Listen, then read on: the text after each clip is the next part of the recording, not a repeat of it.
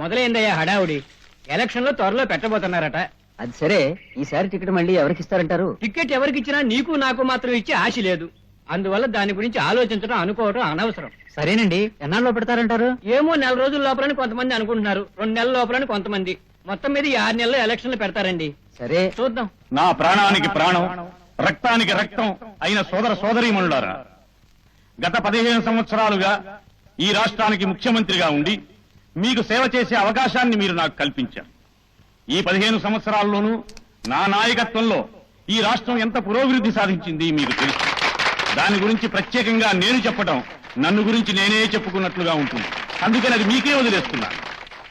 ఇక ఎన్నికలు త్వరలో రాబోతున్నాయి. ఈసారి కూడా నన్నే గెలిపించండి అని నేను మిమ్మల్ని కోరను.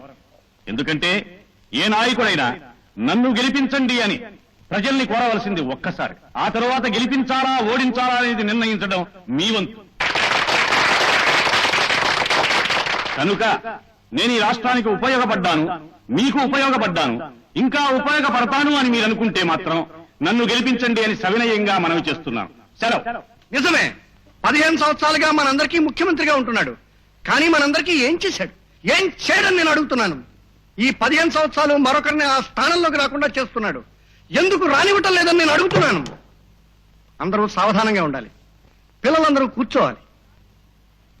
సోదరులారా, అతను మీ అందరినీ బుట్టలో వేసి మసిపూసి మారేడికాయ చేసి మిమ్మల్ని అందరినీ మోసం చేస్తున్నాడు.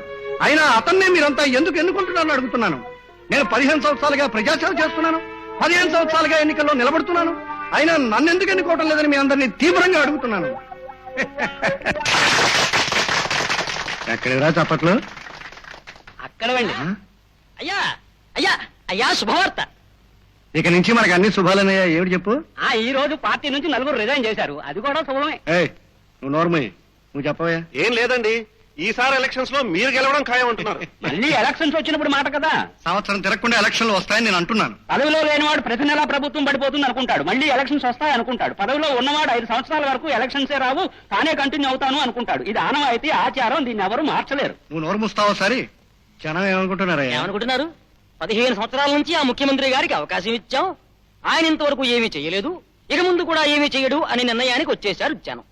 మన మారుతి గారు 15 సంవత్సరాల నుంచి నిలబడుతూనే ఉన్నారు, కానీ ఇంతవరకు నెగ్గలేదు. ఈసారి ఆయన నెగ్గించి చూస్తే ఆయన ఏం చేస్తాడో చూద్దాం అనుకుంటున్నారు. ఈయన చెయ్యకపోతే ఈయన కూడా దించేద్దాం అనుకుంటున్నారా? నువ్వు నోరు ముయ్యకపోతే నీ నెత్తి మీద ఉన్న సగం వెంట్రుకలు పీకేద్దాం అనుకుంటున్నారు. నువ్వు నోరు ముయ్యి. అయ్యా అయ్యా, ఏమిటయ్యా నువ్వు తీసుకొచ్చిన శుభవార్త? శుభవార్త కాదండి.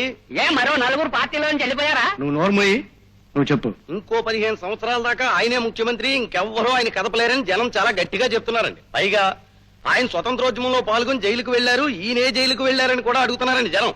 అవునయ్యా, నేను రాజకీయాల్లో దిగే నాటికి జైలుకి వెళ్లే అవసరం పోయింది. దేశానికి స్వతంత్రం వచ్చేసింది. మన వాళ్ళని మన వాళ్లే పరిపాలించే రోజుల్లో మనం ఎలా జైలుకి వెళ్తామయ్యా? దొంగతనాలు, హత్యలు చేస్తే తప్ప.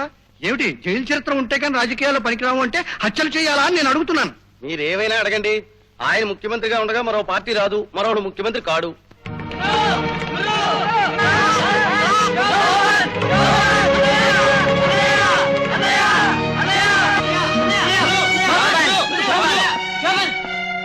చూసావా ఇది? కార్మిక సహాయం రద్దు చేయాలనేగా ఈ ప్రభుత్వానికి ఎప్పుడు చూసినా ఏదో ఒక ఆర్డినెన్స్ పాస్ చేయడం అలవాటు అయిపోయింది. ఇది ప్రజా ప్రభుత్వం కాదు, ఆర్డినెన్స్ల ప్రభుత్వం. దీన్ని నువ్వే కాపాడాలి. బ్రదర్, ఎవరో తిరగబట్టం వేరు, నువ్వు తిరగబట్టం వేరు. ఎందుకంటే నువ్వు ముఖ్యమంత్రి కొడుకువి. ఈ ఆర్డినెన్స్ల ప్రభుత్వం మీద నువ్వు పోరాటం జరిపితే రాష్ట్రం మొత్తం నీ వెనక నిలబడుతుంది. అనవసరంగా ఆవేశపడదు. తిరుగుబాటు సమస్యను పరిష్కరించదు. ముందు సంప్రదింపుల ద్వారా ప్రారంభించారు.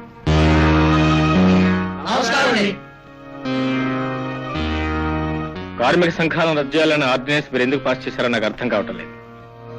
ఇందులో అర్థం కావడానికి ఉంది. రాష్ట్రం ఆర్థికంగా వెనకబడుతోంది.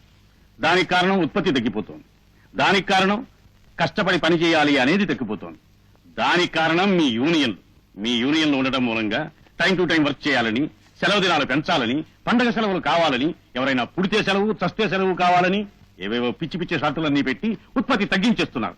దాని మూలంగా దేశ పురోభివృద్ధి కుంటుపడుతోంది. అందుకనే యూనియన్లు ఉండకూడదు అని నిర్ణయించాం. చాలా పొరపాటు. మనిషికి తలనొప్పి వచ్చిందంటే ఆ నొప్పిని పోగొట్టడానికి ప్రయత్నించాలి కానీ తలనే నరికేమన్నట్టుంది మీ ఆర్డినెన్స్. అంటే ఏముంది? కార్మికులు యూనియన్లు ఎందుకు పెట్టుకుంటారో తెలుసా? వాళ్ళ సాధక బాధకాలు వాళ్ళలో వాళ్ళు తర్కించుకోవడానికి, వాళ్ళ బాధ యాజమాన్యంతో చెప్పుకోవడానికి, యాజమాన్యం వినిపించకపోతే ప్రభుత్వం దృష్టి తేవడానికి, ప్రభుత్వం కూడా పట్టించుకోకపోతే స్ట్రైక్ చేసి వాళ్ళ నిరసన తెలియజేయడానికి, తద్వారా వాళ్ళ అభివృద్ధిని వాళ్ళు సాధించుకోవడానికి. కార్మికులు వెట్టి చాకరీ చేసే రోజులు పోయాయి. మన ప్రధానమంత్రి ఇందిరాగాంధీ 20 సూత్రాల పథకంలో ప్రధాన సూత్రం వెట్టి చాకరీ నిర్మూలనే. మీరే ఆర్డినెన్స్ పాస్ చేయడం ద్వారా మీరే స్వయంగా రాష్ట్రంలో మళ్లీ వెట్టి చాకరీని ప్రవేశపెడుతున్నారు. దీన్ని ఎంత మాత్రమే సహించాం. ఈ వెట్టి చాకరీని మీరు సమర్థించే పక్షంలో రాష్ట్రం అంతా అల్లకల్లోలం జరుగుతుంది. ఆ తర్వాత జరిగే పరిణామానికి మీరు సిద్ధంగా ఉండండి. Good bye.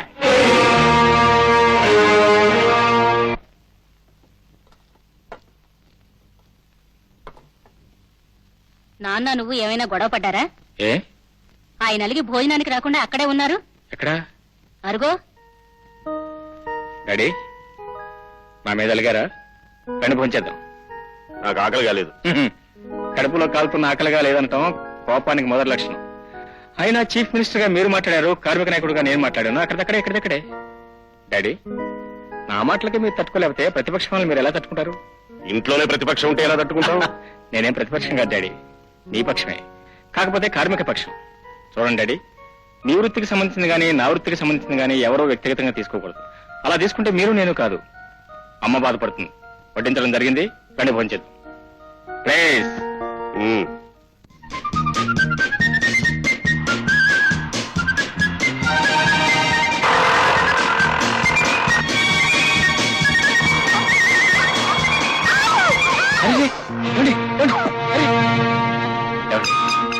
ఏమండి ఏమండి ఏమండో ఏమండి ఏమండి అయ్యో రామా, అలా చూస్తారేంటండి? అడగండి. నాకు ఇప్పుడు ఏమైంది, నేను ఎక్కడున్నాను, ఏం చేస్తున్నాను అని. నాకు ఇప్పుడు ఏమైంది, నేను ఎక్కడున్నాను, నేనేం చేస్తున్నాను?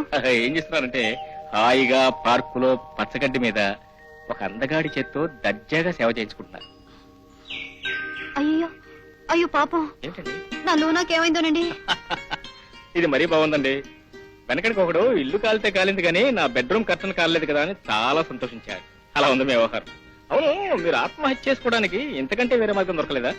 ఆత్మహత్య భలేవారండి, నేను లూనా ప్రాక్టీస్ చేస్తున్నాను. ఏమిటి ఆత్మహత్య ఎలా చేసుకోవాలని? ఓహో, లూనా ఎలా తోలాలనండి. అర్థమైందిలేండి. అయితే మీరు వెళ్ళిపోద్దు అనమాట. మరి ఇంతకీ బోర్డు ఏది? ఇక్కడుంది. ఏమండో మీకు తెలుసో లేదో, ఆడపిల్లలు ఎల్బోర్డు కట్టుకుని ప్రాక్టీస్ చేయకూడదు. ఎందుకండి? ఎందుకంటారేంటండి? ఎలాగో ఎల్బోర్డే కదా అని రౌడీ ఎధవలంతా మీ వెంట పడతారు. ఓహో. లెఫ్ట్ నుంచి, రైట్ నుంచి, సెంటర్ నుంచి వచ్చి అందరూ మిమ్మల్ని డాష్ కొడతారు. అదే ఫర్ ఎగ్జాంపుల్ ఎల్బోర్డ్ లేకుండా కూడా మీరు ఎవరన్నా డైరెక్ట్ డాష్ కొట్టారనుకోండి, ఏ మగాడు ఏం పట్టించుకోడు. ఎందుకంటే మీరు డాష్ కొట్టినా కూడా అందంగా, ఆనందంగా, ఆహ్లాదకరంగా కొడతారు కదా. అందుకే దీన్ని చేసి అవతల పారేస్తారు. థ్యాంక్స్ అండి, బాయ్ అండి. ఏంటండి దెబ్బలేదా? దెబ్బలేదా? ఎక్కడండి? దెబ్బలేదండి. అవును, మీ దగ్గర ఉన్న ఫస్ట్ ఎయిడ్ ఉందండి? అందులో ఉందండి. ఇదే కదండి? ఏమండి, మీరేమన్నా డాక్టర్ చదువుకున్నారా? అఫ్ కోర్స్ ఫుల్ డాక్టర్ కాదనుకోండి, హాఫ్ డాక్టర్ అండి. ఆహా. ఎందుకంటేనండి ఫ్యాక్టరీలో పనిచేస్తుంటారు కదండి, యాక్సిడెంట్లు అవి అక్కడ సహజంగానే జరుగుతుంటాయి కదండి, వాళ్ళందరికీ ట్రీట్ చేస్తుంటాను. ప్లీజ్ కొంచెం ఓపిక పట్టండి ప్లీజ్. ఏమైనా 10 మందికి సేవ చేస్తే మీలాంటి నర్సమ్మలకు సేవ చేయగలటం నా అదృష్టం అండి. అమ్మా, అయ్యో ఏమైందండి? ఏముందండి, మీకు తగిలిన దెబ్బే నాకు తగిలి ఉంటుంది. సవాలండి, పర్వాలేదండి. అదేం కుదరదండి, మీరు ఇప్పుడే ఇక్కడే వెంటనే తీర్చుకునే అవకాశం నాకు ఇవ్వండి. ఆలస్యం అయితే వడ్డీ కూడా యాడ్ అవుతానే. ఏమిటోలేండి, మళ్ళీ మీలో నాకు ఎప్పుడు యాక్సిడెంట్ జరుగుతుందో, మీకు సేవ చేసి మీతో సేవ చేయించుకునే భాగ్యం మళ్ళీ నాకు ఎప్పుడు కలుగుతుందో. God bless many more accidents. Thank you very much. Thanks a lot.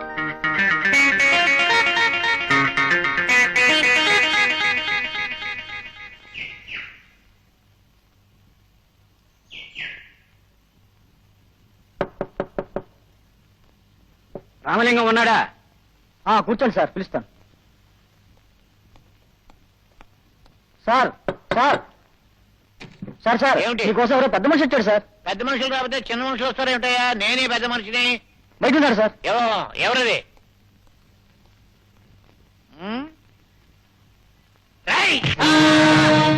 ధర్మమూర్తి నెగ్గుతాడని పేపర్లో రాస్తా.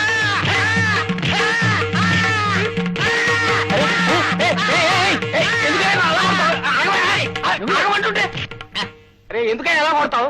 ఆయన నెగ్గుతాడని రాశాడు, నేను నెగ్గరని రాశాను కదా.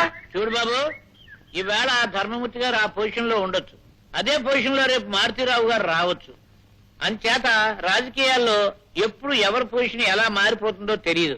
కానీ మా పొజిషన్ మారకుండా ఉండాలని మేము నిర్ణయించుకుని ప్రస్తుతానికి నేను ధర్మమూర్తి గారిని బలపరుస్తున్నాను, మా అబ్బాయి మారుతీరావు గారిని బలపరుస్తున్నాడు. ఇది బాబు, అదంతా ఒక అడ్జస్ట్మెంట్.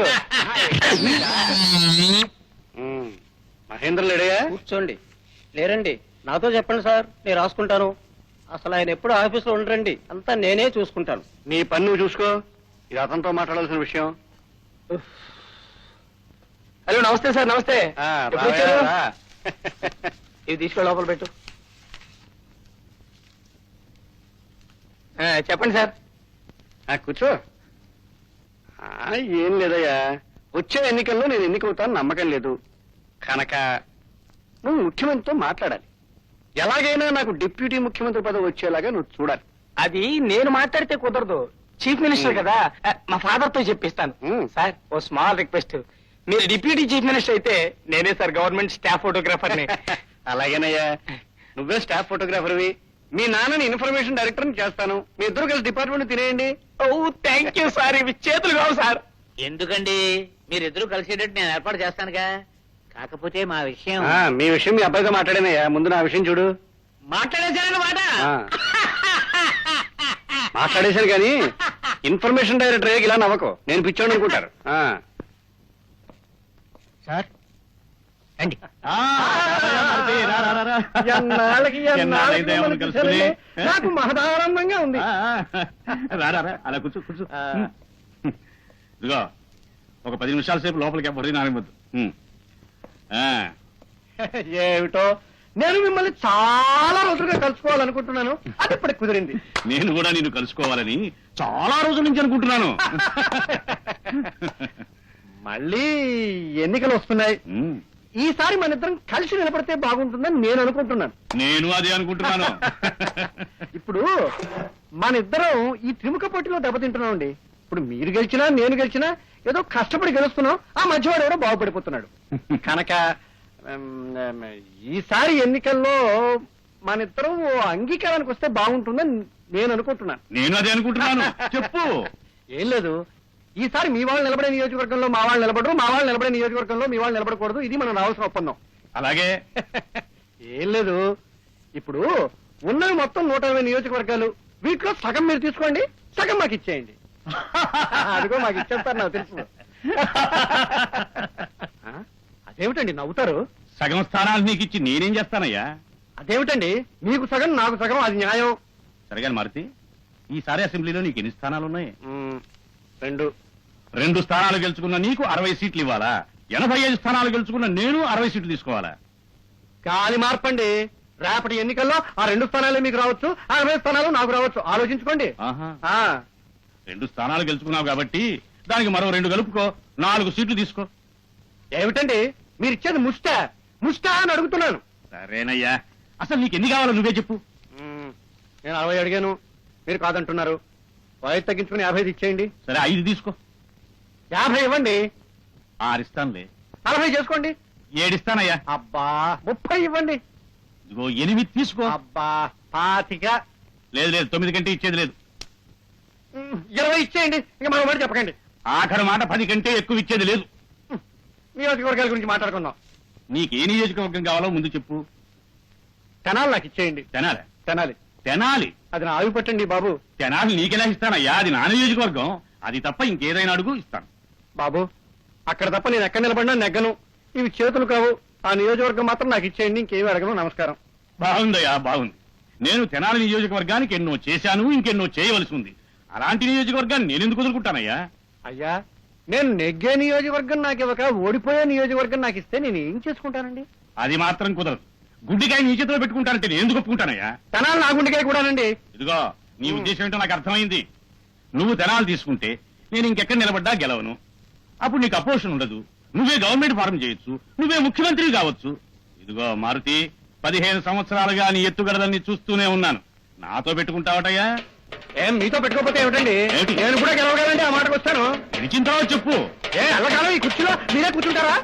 కూర్చుంటానేమో. ఆయనకి నేను రాసి పెట్టాను ఏమిటండి? జనమయ్యా, జనం జనం నన్ను గెలిపిస్తా. జనం మమ్మల్ని కూడా గెలిపిస్తారండి. నువ్వు కూడా గెలిచిన తర్వాత మాట్లాడు. కూడా గెలుస్తా, వాడికి వస్తే. ఇదిగో, ఏది ఏమైనా సరే అంగీకారం కుదరదు. కుదరదని మరోసారి నా మొహం మీద చెప్పండి. కుదరదు. మరోసారి చెప్పండి. కుదరదు.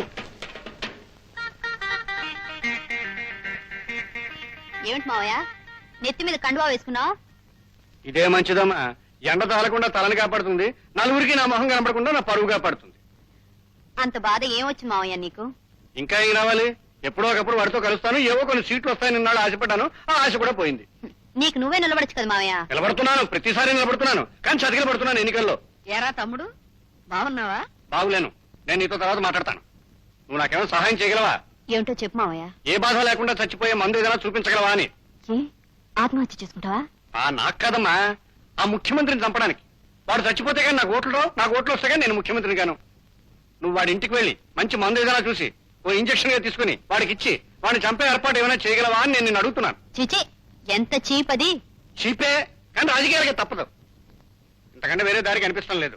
నేను కూడా క్లాస్ దారిలో వెళ్ళాలనుకున్నాను, కానీ చీప్ దారి కానీ వేరే మార్గం కనిపిస్తాం లేదు. నువ్వు నాకు సహాయం చేయక తప్పదంటే. ఛ, ఏం మాటలు మావయ్య అవి. నేను మాత్రం ఈ పని చేయలేను. ఆగక్కడ. నువ్వు సహాయం చేయలేకపోయావు, కానీ నేను ఇక్కడికి వచ్చాను కానీ నిన్ను కాళ్ళ వెళ్ళబడి బతిమాలని కానీ నువ్వు చీపు అన్నావు కానీ ఎవరితో చెప్పగవు. చెప్తే నాకు వచ్చా 4 సీట్లు కూడా రావు, నువ్వు కూడా చెప్పగవు. ఏంటి పెద్దమ్మా, మావయ్య అలా అయిపోయాడేమిటి? వాడు చిన్నప్పటి నుంచి అంతేనమ్మా. స్కూల్లో ఉన్నప్పుడు స్కూల్ లీడర్ కాలేదని ఏడ్చేవాడు, క్లాసులో ఉన్నప్పుడు క్లాసు పీపుల్ లీడర్ కాలేదని ఏడ్చేవాడు, ఊళ్ళో ఉన్నప్పుడు కౌన్సిలర్ కాలేదని ఏడ్చేవాడు, ఇప్పుడేమో ముఖ్యమంత్రి కాలేదని ఏడుస్తున్నాడు. వాడి జీవితం అంతా కాలేదని ఏడితే తప్ప అవుతాననే ఆశ గాని అయ్యాననే సంతోషం గాని వాడు. Good morning to you. ఏమిటండి, నన్ను ఎల్బోర్డ్ వెక్కిరించి మీరు ఇంత పెద్ద ఎల్బోర్డ్ పెట్టుకున్నారు? అది ఎల్బోర్డ్ కాదండి, love board for love birds. ఇంతకీ ఎవరో ఆ లవ్వు? వాళ్ళు వీళ్ళని కాదండి. ఏ పెళ్లి కాని ఆడపిల్లైనా సరే ఈ బోర్డును చూసి ఇదేమిటని ప్రశ్నించింది అనుకోండి, అన్కండిషనల్ గా టపామని ప్రేమించటమే. అయితే నేను అడగలేదు బాబు. చూసారా మీరు ఎటు తిరిగితే అటే తిరుగుతుంది ఎల్బోర్డ్. దట్ మీన్స్ మీరే నా లవ్ అన్నమాట. ఏమండి? భలేవారండి. ఏంటండి? దాని మీద దీని మీద పెట్టి ఇండైరెక్ట్ గా చెప్పడం దేనికి? నేను మిమ్మల్ని ప్రేమిస్తున్నానని డైరెక్ట్ గా చెప్పొచ్చుగా. ప్రేమ ఎప్పుడు డైరెక్ట్ రాదండి, వస్తుంది అంటే లోపల నుంచి వస్తుంది. ఈ ఏరియా నుంచి, ఐఎమ్ సారీ, ఈ ఏరియా నుంచి. గొప్పగా రిసీవ్ చేశారే. ఏమిటిది? పట్ట పగలు నడి రోడ్డు మీద పబ్లిక్ రొమాన్సా? పదండి పోలీస్ స్టేషన్ కి. ఏమయ్యా, నీకేమైనా మసకొచ్చిందా? ఇది పబ్లిక్ రోడ్డా? కళ్ళు కనపట్లా? పక్కన పార్క్ అయితే ఏదో సరదా కబుర్లు చెప్పుకుంటున్నా, దట్స్ ఆల్. సార్ మీరా? సారీ సార్, మీరు అనుకోలేదు. పెళ్ళం పిల్లలు కలవండి, నన్ను రక్షించండి, నా ఉద్యోగం పీకించగండి బాబు. నీకేం పర్వాలేదు, నీ ఉద్యోగం పీగించడం నేను రక్షిస్తాను. చూడు, నువ్వు పెళ్లి చేసుకుని పెళ్ళాం బిడ్డలు కలవాడివి, మేం పెళ్లి చేసుకుని బిడ్డలను కనాల్సిన వాళ్ళం. మా జోలికి నువ్వు రావద్దు, నీ జోలికి మేము రావు. Thank you sir. అవును, ఆయన చూసి ఎందుకలా ఉనిపోతున్నావు? ఆయన ఎవరు అనుకున్నావు? ఎవరో కదమ్మా, ముఖ్యమంత్రి గారు అబ్బాయి శోభన్ గారు.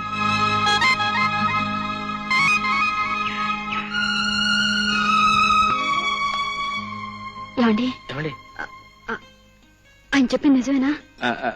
అఫ్ కోర్స్ నిజమేనా అనుకోండి. మరి ఈ విషయం ముందు నాకెందుకు చెప్పు?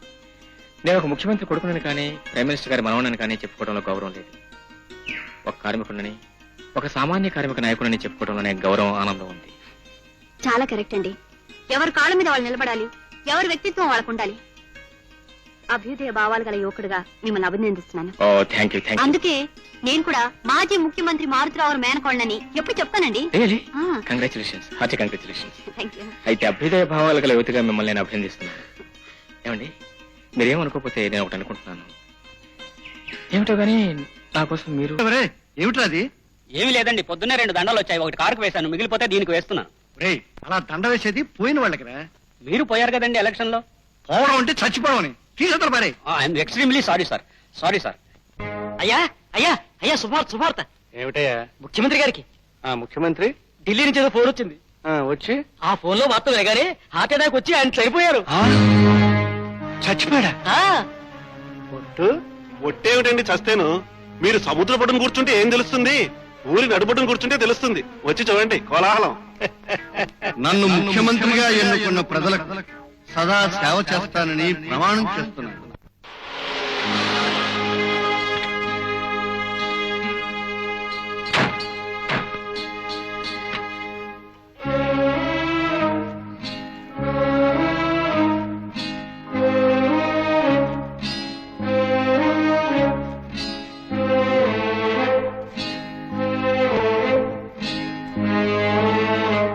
మహాజనులారా, మన ముఖ్యమంత్రి గారి పట్ల మీకున్న ఆదరాభిమానాలు నాకు తెలుసు.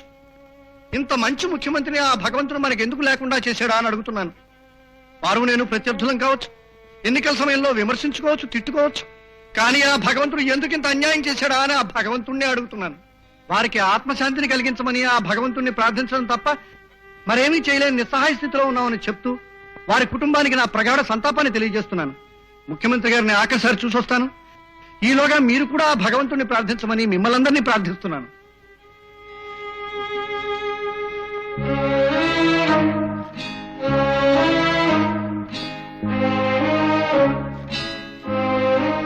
ప్లీజ్ ప్లీజ్ ప్లీజ్ ప్లీజ్ కూర్చోండి కూర్చోండి. Sir, one question. Chief minister గారు పోయారు కదా, తర్వాత చీఫ్ మినిస్టర్ ఎవరవుతారని మీరు అనుకుంటున్నారు?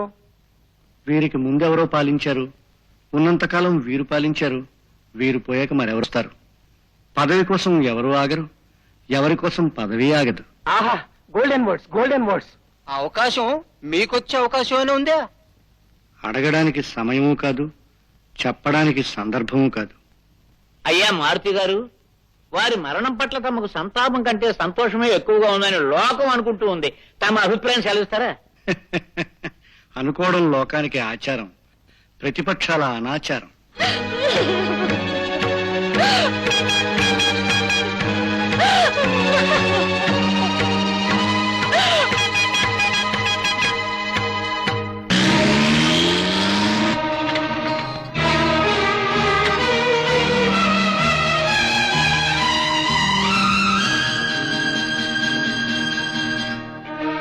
బాబు, ఇంత ఘోరం జరిగిపోతుంది అనుకోలేదు.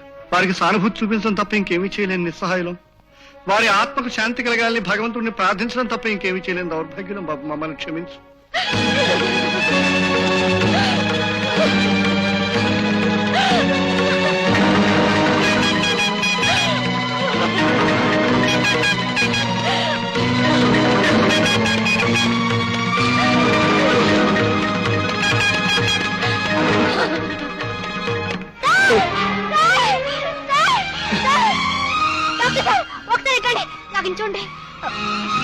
అందరికీ శుభవార్త, అందరికీ శుభవార్త. ముఖ్యమంత్రి గారు చనిపోలేదు, తిరిగి బ్రతికారు.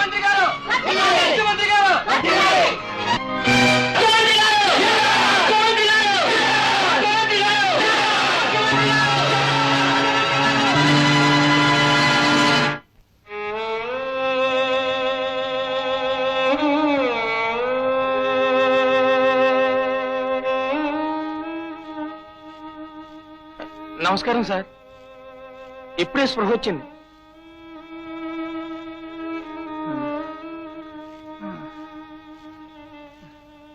మీకు త్వరగా ఆరోగ్యం కలగాలని దేవుణ్ణి ప్రార్థిస్తున్నాను. థ్యాంక్స్. అయ్యా, తమకి గుండెపోటు రావడానికి కారణం అనారోగ్యమా, లేక ముఖ్యమంత్రి గారు తిరిగి ఆరోగ్యవంతులు కావటమా? ముందు వారిని ఆరోగ్యవంతులు కానివ్వండి, మీరు పదండి. వస్తానండి.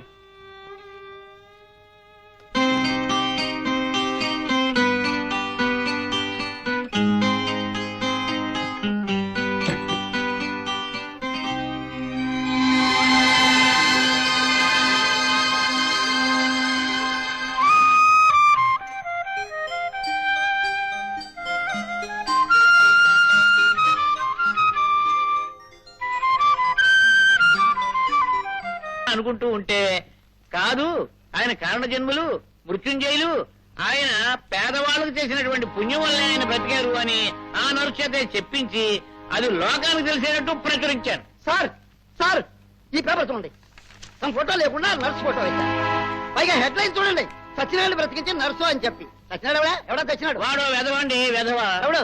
వాడే. వాడి కొడుకే కదయా? నా కొడుకేనండి. నాకు అడుగును పుట్టాడే కానీ నా ప్రశ్నలో పనిచేస్తున్నాడా? నెక్స్ట్ ఇష్యూలో చూడండి, తిప్పి కొట్టేశాను.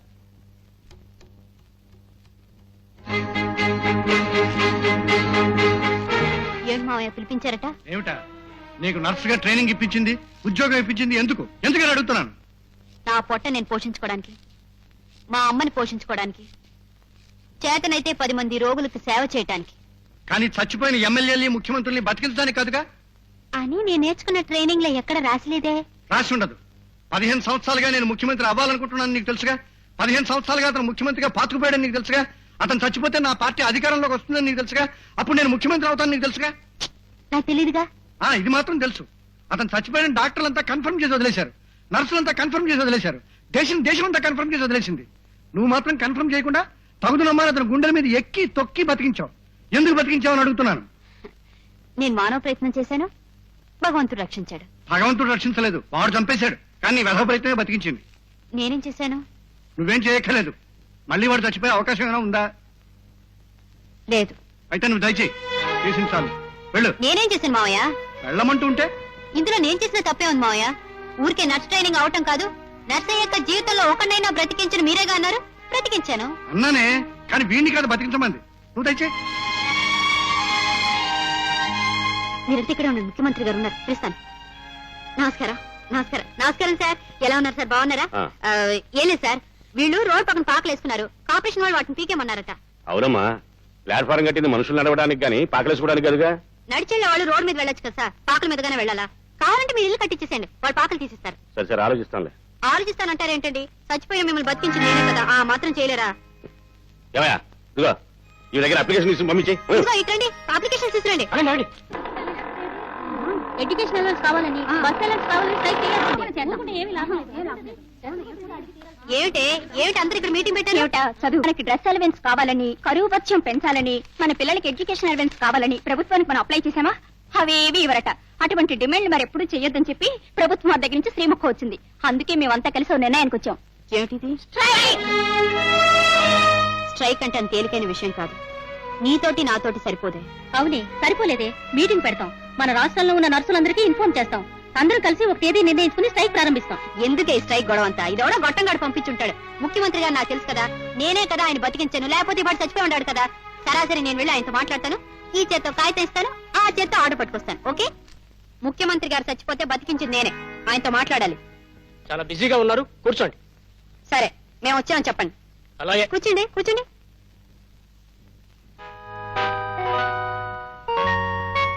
మోహన్ గారు, అయ్యగారు పిలుస్తున్నారు, రండి. మీరు కూర్చోండి.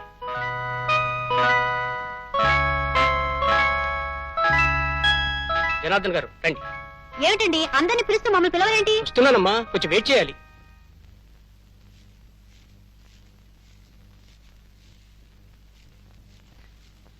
ఏమిటది? ఇవ్వాలి. ఆయన చాలా బిజీగా ఉన్నారు, వెళ్ళు. ఏమిటిది ఇక్కడ చెప్పేది? సార్, అర్జెంట్ గా నర్సుల గురించి. ఏమిటి పెద్దానికి నువ్వు తయారవుతున్నావు? నేను నీకు తెలుసు కదా, ఇష్టం వచ్చినట్టు చొరవ తీసుకోవడానికి ప్రయత్నించు. మైండ్ ఇట్, వెళ్ళు.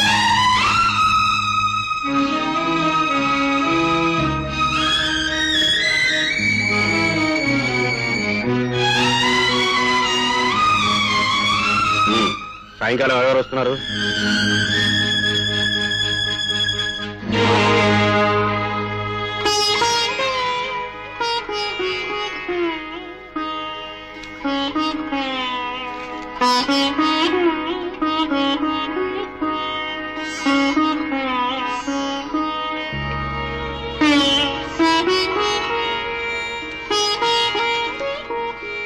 ఈ సమ్మెలకే ప్రభుత్వం బెదిరిపోతే రోజుకో సమ్మె జరుగుతుంది, రోజుకో ప్రభుత్వం మారుతుంది. ఈ విషయంలో మన పార్టీ వాళ్ళు ఏం మాట్లాడినా దానికి అనవసరమైన ప్రాధాన్యత ఇచ్చినట్లు అవుతుంది. ఆ సంగతి మన పార్టీ వాళ్ళందరికీ చెప్పండి.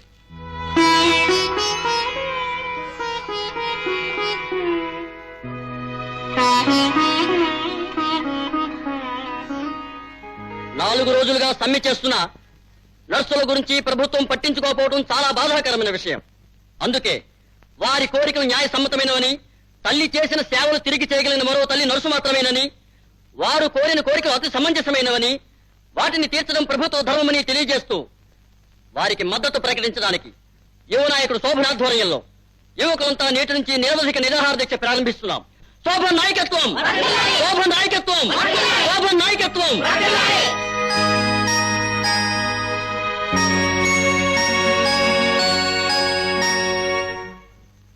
మీ నాన్నగారు వచ్చి ఈ సమ్మెను మానేయమంటే మానేస్తారా మీరు? జనం మీరు మీ నాన్నగారు కలిసి ఆడుతున్న నాటకం అనుకుంటున్నారు ఇదంతాను. దీనికి మీరేమంటారు? 6.5 కోట్ల ప్రజల్లో మీరు ఒక్కరే ప్రజలు కాదు. మీరొక్కరు తప్ప ఈ ప్రశ్న మరెవరూ అడగలేదు. 6.5 కోట్లలో ఒక 1/4 కోటి మంది అడిగిన ఈ ప్రశ్న సమాధానం నేను చెప్తాను. Thank you sir. సార్, నాదో చిన్న అనుమానం. మీరు నర్సుల సంస్థ మీద ఉన్న అభిమానంతో సమ్మె చేస్తున్నారా, లేక ఆ అమ్మాయి మీద ఉన్న అభిమానంతో సమ్మె చేస్తున్నారా? సారీ, మీరు మీ పత్రిక మీద ఉన్న ఇంట్రెస్ట్ కొద్దీ ఇలాంటి చెత్త ప్రశ్నలు అడుగుతున్నారా, లేక మీ పాండిత్యం ప్రదర్శించుకోవడానికి ఈ ప్రశ్నలు అడుగుతున్నారా? Sorry sir, no more questions. ఈ సమ్మె చినికి వాన ఎట్టుందండి? ఇదివరకు ఇంతకంటే పెద్ద సమ్మెలు చాలా జరిగినాయిలేండి. కానీ మూకమ్మడిగా ఆడవాళ్ళంతా సమ్మెలో పాల్గొనడం ఇదే మొదటిసారి. అసలు మన పార్టీకున్న బలం అంతా ఆడవాళ్లే కదండి. ఆ పిల్లకి జనంలో సింపతి ఉందండి. చనిపోయిన ముఖ్యమంత్రి గారు నేనే బ్రతికించాను, లేకపోతే ఆయన ఎక్కడుండేవారో నా పిల్లలిచ్చిన ఇంటర్వ్యూతో ఆవిడ మీద చాలా సానుభూతి పెరిగిందండి. సార్, ఈ సమ్మెకు అసలు బలం అది కాదు సార్. ఆ అమ్మాయిని సమర్థిస్తూ మీ అబ్బాయి గారు సమ్మె చేస్తున్నారే అది. దీన్ని ఇక్కడే అంతం చేయాలి. సార్, నిరాహార దీక్షకి పోలీస్ పర్మిషన్ కావాలి. ఆవిడకి ఆ పర్మిషన్ లేదు. అందులో ఆవిడ చేస్తున్నది ఆమరణ నిరాహార దీక్ష. అందువల్ల ఆత్మహత్యా నేరం కింద ఆవిడ అరెస్ట్ చేయించి పారేస్తే అది తమకు అస్త తెల్లారిపోతుంది.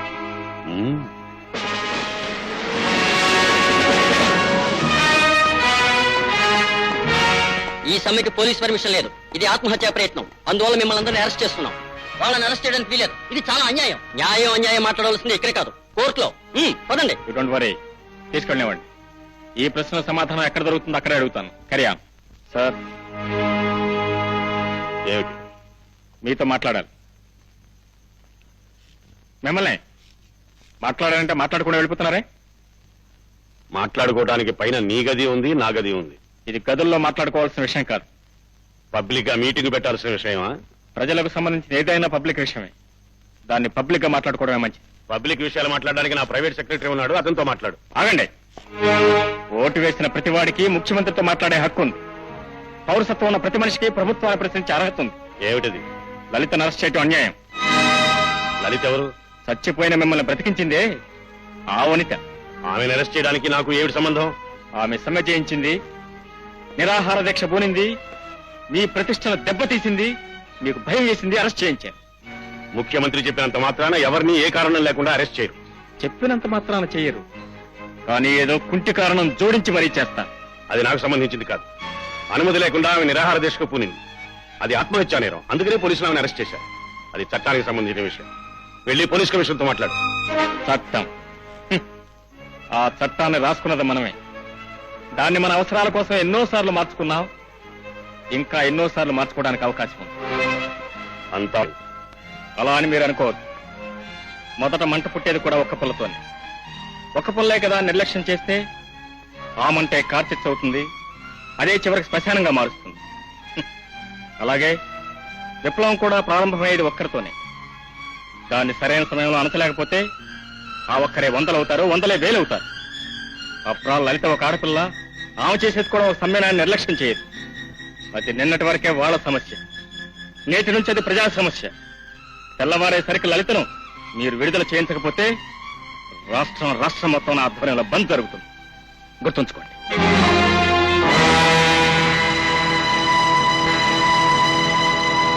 చూడండి, బీట్ ఇక్కడ కాదు, అక్కడ కొట్టండి.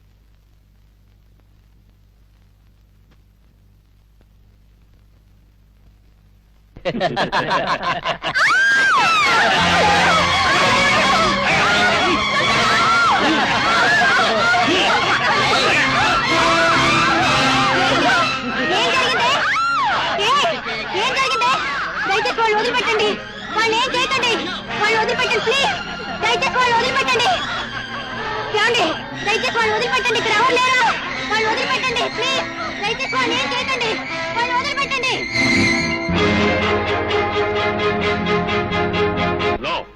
ఇదంతా కట్టు కదా. నన్ను అలరిపాలు చేయడానికి, నా పార్టీని బజారుకిచ్చడానికి ప్రతిపక్షాల వాళ్ళు ఆడుతున్న నాటకం. అంటే స్టేషన్ లో ఆడవాళ్ల మీద అత్యాచారం జరగలేదంటారా? లేదు. అయితే మీరు వాళ్ళలో ఒకళ్ళైపోయారు. వాళ్ళ సమ్మె ఆపాం కాబట్టి ఏదో ఒకటి చెప్పాలి. అందుకనే ఈ దుష్ప్రచారం చేస్తున్నారు. అయితే డాక్టర్లు ఇచ్చిన సర్టిఫికేట్స్ అన్ని అబద్ధాలు. ఆ డాక్టర్లు, లాయర్లు అంతా నన్ను అప్రతిష్ట పాలు చేయడానికి, నా ప్రభుత్వాన్ని దించడానికి ఆ మారుతో చేతులు కలిపి ఆడుతున్న నాటకం ఇది. అంతేకాని జరిగింది వాస్తవం కాదు, వాళ్ళ మీద చర్య తీసుకోను అంటారు. సరే, మీరు చర్య తీసుకోకపోతే మేము తీసుకుంటాం.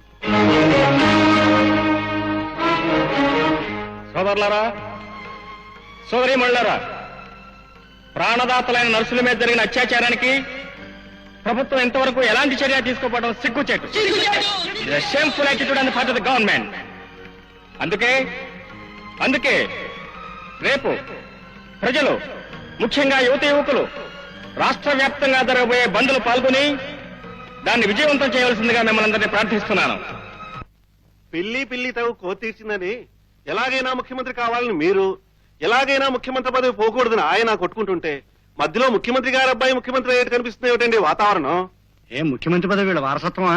ఏది గుళ్ళో పూజారి పోతే మళ్ళీ వాడి కొడుకే పూజారి అయినట్టు ఓ ముఖ్యమంత్రి చచ్చిపోతే వాడి కొడుకు ముఖ్యమంత్రి అవుతూ ఉంటాడా? వీల్లేదు, దీన్ని మేము సహించాం. ఏమిటో ఆ కుర్రవాడు మీ మేనగోడలకు మొగుడవుతాడు అనుకున్నాను, కానీ మీకే మొగుడయ్యేటట్టున్నాడు. అది కదా నా పాయింట్.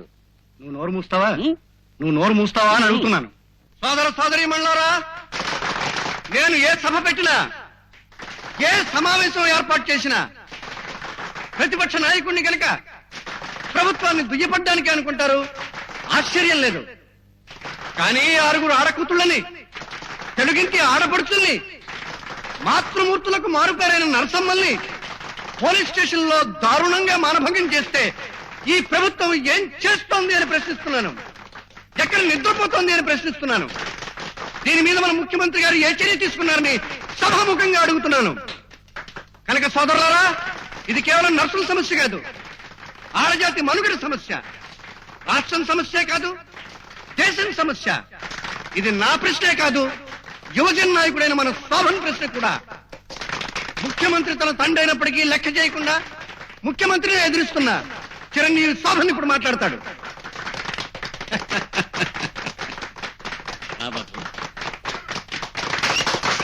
యువతకు, యువ జనతకు నా నమస్సులు. ప్రజలను రక్షించవలసిన రక్షణ సిబ్బంది ఆడవాళ్లపై అత్యాచారం చేస్తూ ఉంటే మన మగవాళ్లంతా కళ్ళు మూసుకుని కూర్చుంటున్నారు. ఆడది అర్ధరాత్రి పూట ఒంటరిగా నడి రోడ్డు మీద నడవగలిగిన రోజునే నిజమైన స్వరాజ్యం వచ్చినట్లు అన్నారు మహాత్మా గాంధీ.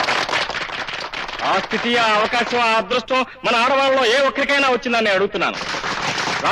రాలేదంటే మనకు వచ్చిన స్వరాజ్యం కాదు, స్వార్థపరుల రాజ్యం. అసలైన సిసలైన స్వరాజ్యం కోసం యువ జనత నడుం కట్టి ముందుకు రండి. రేపు నేను తలపెట్టిన బంద్లో మీరంతా పాల్గొని దాన్ని దిగ్విజయం కావించండి. ప్రభుత్వానికి మీ నిరసన ధైర్యంగా తెలపండి. యువత వర్ధిల్లాలి, యువ జనత వర్ధిల్లాలి. యువత, యువ జనత, యువ జనత, యువత.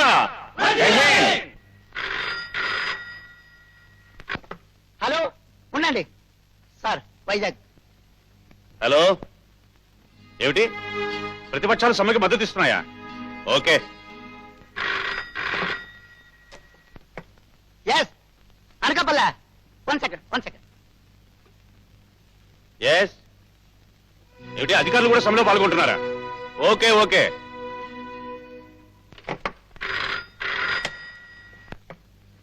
హలో. ఎస్. అబ్బా, కడప సార్. ముందు ఫోన్ చేయండి. ఊరుకో. కడప. హలో, ఏమిటి స్కూల్స్, హోటల్స్ మూసిస్తారా? రాష్ట్రం అంతా సమ్మెలో పాల్గొంటుందా? ఓకే. సార్. శంకరం గారు, ఆయన ముందు ఫోన్ చేయనివ్వండి. మూసుకోమంటుంటే శంకరం, పార్టీ ఆఫీస్ ఫోన్ చేయి. హీరో గారు ఎక్కడున్నారో, ఏం చేస్తున్నారో కనుక్కో. సార్.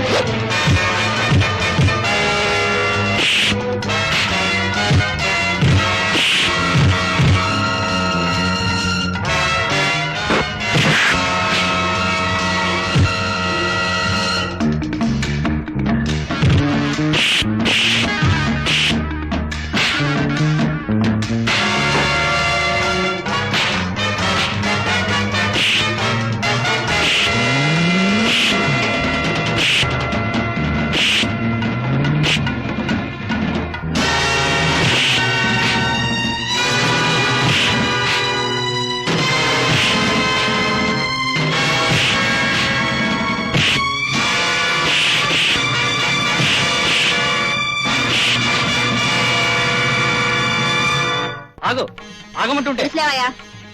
ఇప్పుడు ఆయన ఎవరో చూడటానికి మాట్లాడటానికి వీల్లేదు. ఆయన చాలా బాధలో ఉన్నారు. ఆయన కంటే ఎక్కువ బాధలో నేను ఉన్నాను. ఆయన వెంటనే చూసి తీరాలి. వెళ్ళటానికి వీల్లేదు. చేతిండి.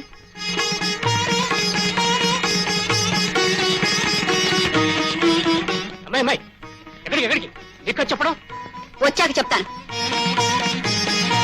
ఆగమంటుంటే చెప్తున్నాను నీకు కాదు. ముఖ్యమంత్రి గారు బాగున్నారా? ఏమిటమ్మా ఏమిటి? ప్రపంచ రాజకీయ చరిత్ర ఉన్నంత వరకు ఎవ్వరూ మిమ్మల్ని మర్చిపోలేరు ముఖ్యమంత్రి గారు. ఏమిటమ్మా ఏమిటి అనేది? ఏమిటా? వేదవ పదవి కోసం కన్న కొడుకునే చంపుకునేటంత దౌర్భాగ్యులు ఉంటారని ఇప్పుడే అర్థమైంది. ఏమిటమ్మా నువ్వు అనేది? నిజం అండి, నిజం నిజం మాట్లాడుతున్నాను. ఏమిటి నిజం? చెట్టంత కొడుకు పోయి ఆయన కుమిలిపోతూ ఉంటే ఆయన్ని పరామర్శించాల్సింది పోయి విమర్శిస్తావా? కుమిలిపోవటమా? ఈయన మీలాంటి 10 మంది పక్కవాద్యగాల్ని పక్కన పెట్టుకుని దిగులుగా మంచం మీద కూర్చుని గెడ్డం కింద చేపెట్టుకుని కూర్చున్నంత మాత్రాన కుమిలిపోవటమా? కన్న తండ్రి కళ్ల ముందే కొడుకు చచ్చిపోతే నిజంగా ఆ కొడుకు తప్ప ప్రపంచమే లేదనుకుంటే ఆ వార్త విన్న మరుక్షణమే కొడుకు శవంతో పాటు తండ్రి శవం కూడా లేవాలి. అది ప్రేమ అంటే. ఇవాళ మీరు పెద్ద పదవుల్లో ఉండొచ్చు, గొప్ప గొప్ప వాళ్ళు మీ చేతుల్లో ఉండొచ్చు. ఏం జరిగిందో మీరు లోకానికి కప్పుపుచ్చొచ్చు.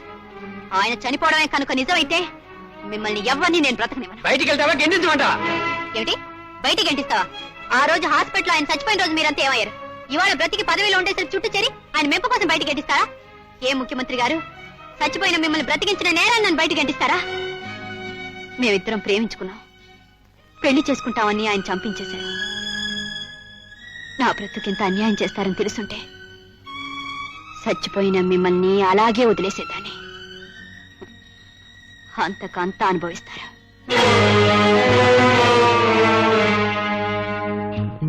జనశేఖర గుణశేఖర కాబోయే అమాత్య శేఖర స్వాగతం సుస్వాగతం. ఎంత చక్కగా పలికేవే చిలక పలుకులు.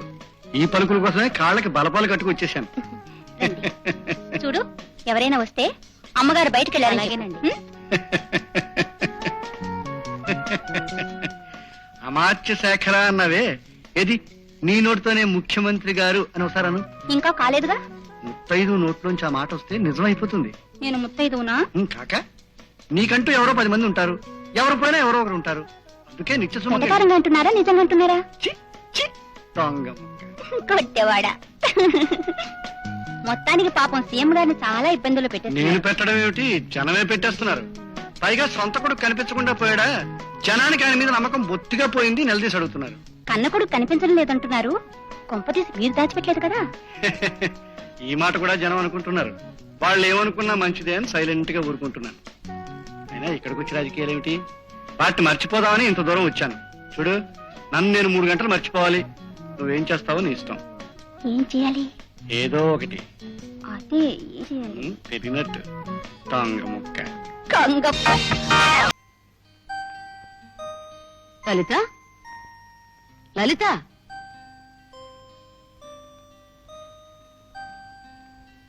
అమ్మా లలిత, నిన్నే లోపలికి వెళదానరా.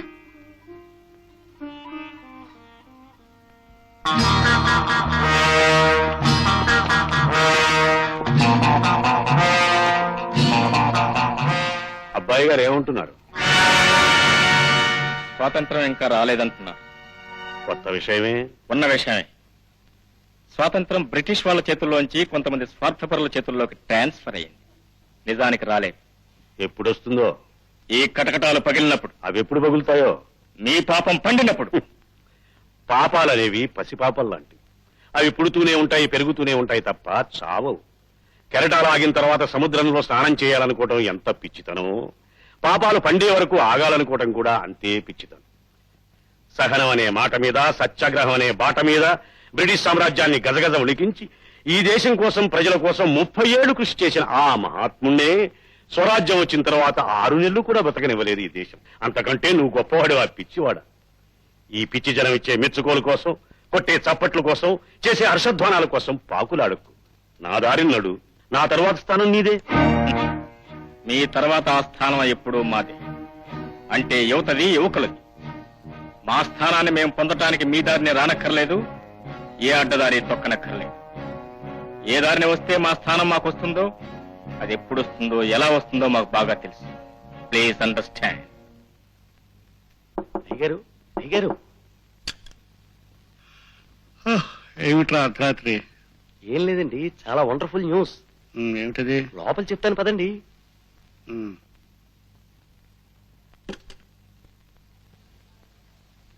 ఇది ఎవరో చూడండి. మన ముఖ్యమంత్రి గారు అబ్బాయి. ఇది ఎవరో చూడండి.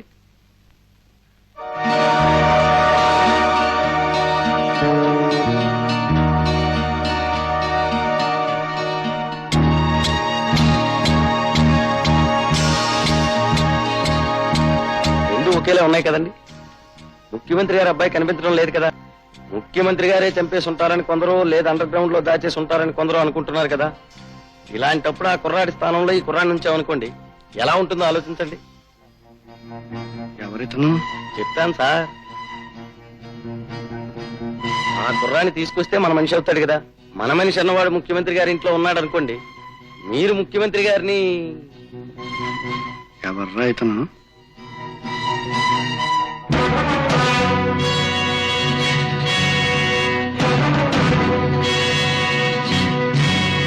జగన్, జగన్, నిన్నే. వినిపించడం లేదా? వినిపిస్తే పలకాలనుందా?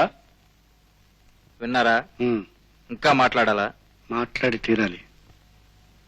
నిన్ను కలవాలని మారుతి గారు వచ్చారు. ఎవడొస్తే నాకే. విన్నారా? ఇంకా మాట్లాడాలా? మాట్లాడి తీరాలి.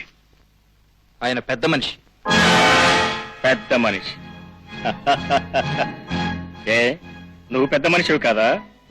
మనిషి కాని ప్రతి వెధవా పెద్ద మనిషి. ఇంకా మాట్లాడాలా? మాట్లాడి తీరాలి. బాబు జగన్, నీతో ఒక్క నిమిషం మాట్లాడాలని వచ్చాను. నేను మాట్లాడను, నాకు మాట్లాడడం లేదు. ఫస్ట్ ఆఫ్ ఆల్ గెలవడైసే. బాబు, నీ మనస్సులో ఎంత ఆవేదన ఉందో నా మనస్సులో అంత ఆవేదన ఉంది. కాకపోతే నువ్వు కటకటాల లోపల ఉన్నావు, నేను కటకటాల బయట ఉన్నాను. మన ఇద్దరి మధ్య ఈ తేడా ఎందుకు ఉండాలి అని నేను అడుగుతున్నాను. చూశారుగా. ఇంకా మాట్లాడాలా? మాట్లాడి తీరాలి. బాబు, నేను గాంధీవాదిని. ఒక కుండతో కొడితే రెండో కుండతో కూడా కొట్టడానికి అవకాశం ఇవ్వగలిగిన వాడిని. నీతో మాట్లాడాలని వచ్చాను. మాట్లాడి చెప్తాను. నేను నీతో మాట్లాడు. నాకు ఈ మనుషులతో నిమిత్తం లేదు. నాకు ఈ ప్రపంచంతో సంబంధం లేదు. మానవత్వం లేని వాళ్ళంతా మనుషుల్లా చెలమవుతున్నారు. స్వార్థపరులంతా పెద్ద మనుషుల్లా ఉరుగుతున్నారు. లంచగొండలంతా అధికారుల్లో చెలమవుతున్నారు. I hate you people. I hate this bloody society as a whole. yes. అసహించుకునే అర్హత నీకుంది బాబు. అసహించుకోబడే అర్హత మాకుంది. ఒక నిజం చెప్పనా? అమాయకులే జైల్లో ఉంటున్నారు. నేరాలు చేసేవాళ్ళు తెలివైన వాళ్ళు కనుక తెలివిగా తప్పించుకుంటున్నారు. అమాయకులే కటకటాల వెనక ఎందుకు ఉండాలి అని నేను అడుగుతున్నాను. అందుకే నెల రోజుల్లో ఉరి తీయబడే నిన్ను ఉరికంబం నుంచి ఎలాగైనా రక్షించాలనే సదుద్దేశంతోనే ఇక్కడికి వచ్చాను. అలాగని నిన్ను ఉద్ధరించాలని కాదు. నా ద్వారా నీకు ఉపయోగం ఉంది, నీ ద్వారా నాకు ఉపయోగం ఉంది. ఇది ప్రేమ కాదు, అభిమానం కాదు, కేవలం వ్యాపారం.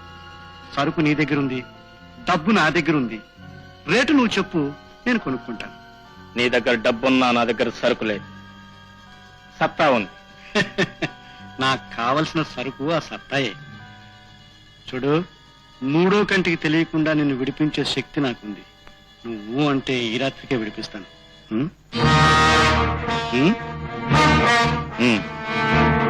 సార్, జగన్ కనిపించడం లేదు సార్. కనిపించడం లేదని ఎవరు చెప్పారు? లేదండి, అతను పారిపోబోయాడు. నేను వెంటపడ్డాను. భయపడి గోడ దూకపోయి కింద పడి మరణించాడు. మరణించాడు. అతని శవాన్ని పోస్ట్ మార్టంకు పంపించాం. అతనే ఆయన గుర్తుపెట్టారు. Jagan file close.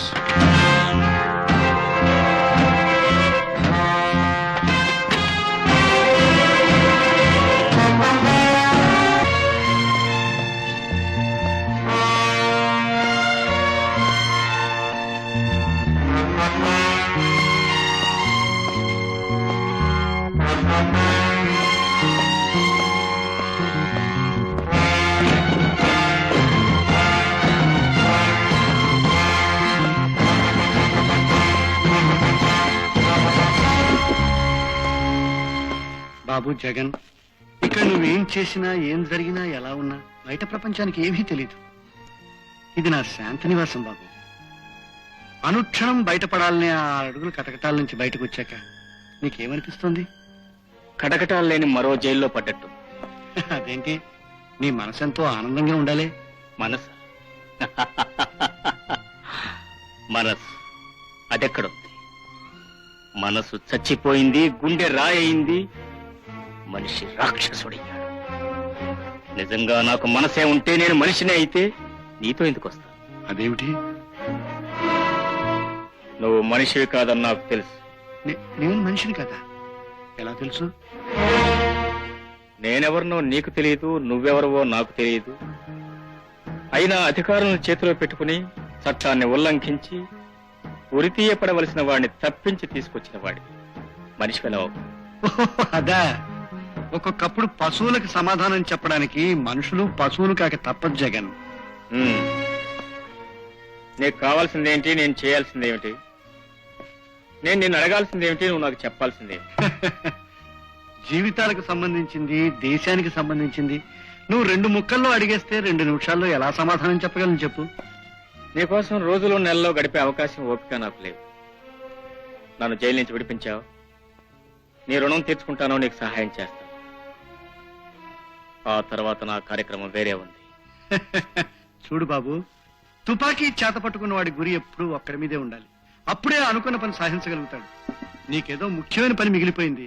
అది ఉండగా నేనేం చెప్పినా ఆ పని సక్రమంగా జరగదు. నాకేం తొందర లేదు, నేను ఇక్కడే వేచి ఉంటాను. నీకంటూ ఏదో కార్యక్రమం మిగిలిపోయిందన్నావే, అది పూర్తి చేసుకుని ఇక్కడికి రా. ప్రాణాలు తీసిన వాణ్ణి, చట్టాన్ని ఉల్లంఘించిన వాణ్ణి, ప్రభుత్వాన్ని ధిక్కరించిన వాణ్ణి. నీ కార్యక్రమం పూర్తి చేసుకుని రా, వేచి ఉంటానంటున్నావు. వెళ్ళిన వాడిని మళ్ళీ వస్తాను, నీకు నమ్మకం ఉందా? చూడు బాబు, నేను బయట ప్రపంచాన్ని నమ్మను. నేను నమ్మేది జైల్లో ఉన్న ప్రపంచాన్ని. ఎందుకో తెలుసా? నిజమైన గాంధేయులు జైల్లో ఉన్న మనుషులేనన్న నమ్మకం. సర్వమానవ సౌభాతృత్వం, సమసమాజం, సోషలిజం ఎలుగెత్తి చాటుతుంది ఈ ప్రభుత్వం. ఆ సమసమాజం ఎక్కడుంది అని అడుగుతున్నాను. ఆ సమసమాజం జైల్లోనే ఉందని సమాధానం చెప్తున్నాను. ఎందుకంటే కోటీశ్వరుడు మొదలు బిచ్చగాడి వరకు ఒకే డ్రెస్ వేసుకుని, ఒకే రకమైన బొచ్చెను చేత్తో పట్టుకుని, ఒకే లైన్లో నిలబడి, ఒకే ఆహారాన్ని తింటూ, ఒకే నేల మీద పడుకుని, ఒకే కుండలో నీళ్లు తాగే ఈ సమసమాజం ఎక్కడుంది అని అడుగుతున్నాను. అది జైల్లోనే ఉందని మళ్ళీ సమాధానం చెప్తున్నాను. అందుకే జైల్లో ఉన్న మనుషులంటే నాకు నమ్మకం. అందుకే నువ్వంటే నాకు నమ్మకం. వెళ్ళు బాబు, వెళ్ళి నీ పని పూర్తి చేసుకో. చూడు జగన్, నేను సమాజంలో చాలా పలుకుబడి గల మనిషిని. గతంలో ముఖ్యమంత్రిని. ఎంత సునాయాసంగా నిన్ను జైలు నుంచి విడిపించానో దాన్ని బట్టి నువ్వు గ్రహించుంటావు. నీ కార్యక్రమంలో పొరపాటు నువ్వు పట్టుబడిపోతే మధ్యలో నా కార్యక్రమం ఆగిపోతుంది. అఫ్కోర్స్ పట్టుబడిన శక్తి సామర్థ్యాలు నీకు ఉన్నాయనుకో, కానీ శక్తి మాత్రమే చాలదు. దానికి పలుకుబడి చాలా అవసరం. నీ కార్యక్రమం ఏమిటో చెప్పు, నేను చేయూతనిస్తాను. నా కార్యక్రమానికి ఎవరు చేయూత అక్కర్లేదు. కావాల్సిందల్లా కాలం.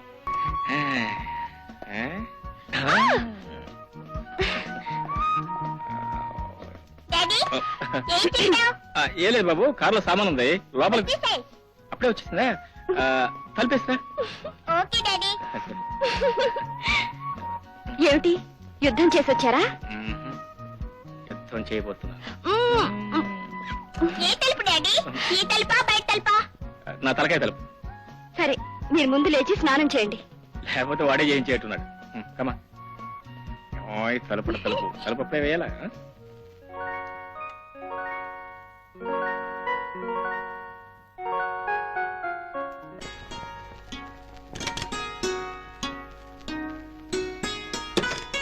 బాబు ఇక్కడ పడుకొని నిద్రపోతున్నాడు. మధ్యలో లేచినాడు కదా. ఎందుకని మంచిది.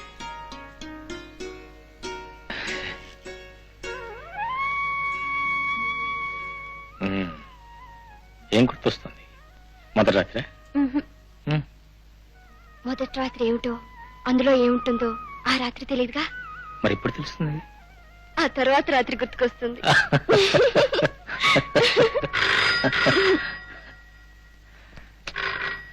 నేను చూస్తానుండండి.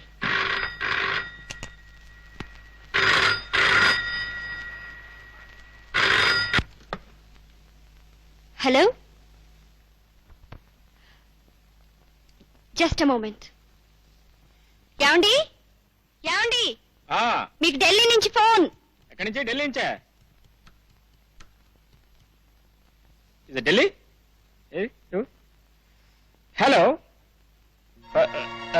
Sir sir sir all right sir 10:30 train I got only half an hour left sir.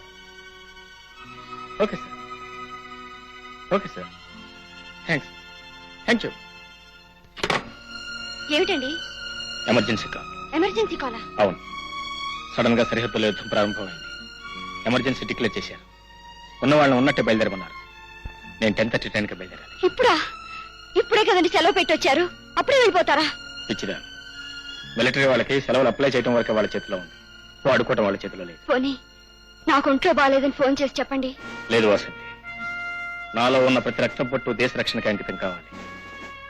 ఇన్నాళ్ళు ప్రభుత్వం నా మీద ఖర్చు పెట్టిన ప్రతి పైసా ఈ రోజు దేశ రక్షణ ఉపయోగపడాలి. నీకంటే, నాకంటే, మన బిడ్డ కంటే, నా కన్న తల్లి కంటే మాతృభూమి రక్షణ గొప్పది. అదే ప్రతి సైనికుడికి లక్ష్యం కావాలి. అనుకోని ప్లీజ్. ఏమండి?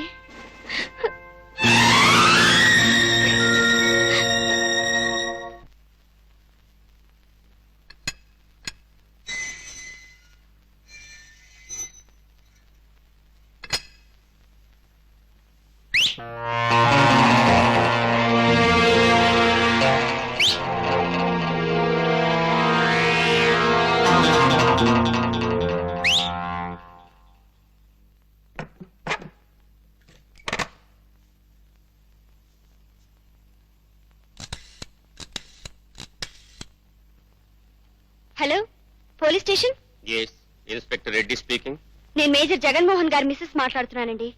నేను స్కూల్ నుంచి బాబుని ఇంటికి తీసుకొస్తుండగా 3 రౌడీలు వెంటపడ్డారు. ఇంటికి కూడా వచ్చారు. బయట నుంచి విసిల్స్ వేసి అల్లరి చేస్తున్నారు. రాత్రి కూడా ఎవరో తలుపులు తట్టారు. నేను తీయలేదు. కొంచెం ప్రొటెక్షన్ కావాలండి. అలాగేనమ్మా, తప్పకుండా. Thank you sir. No mention.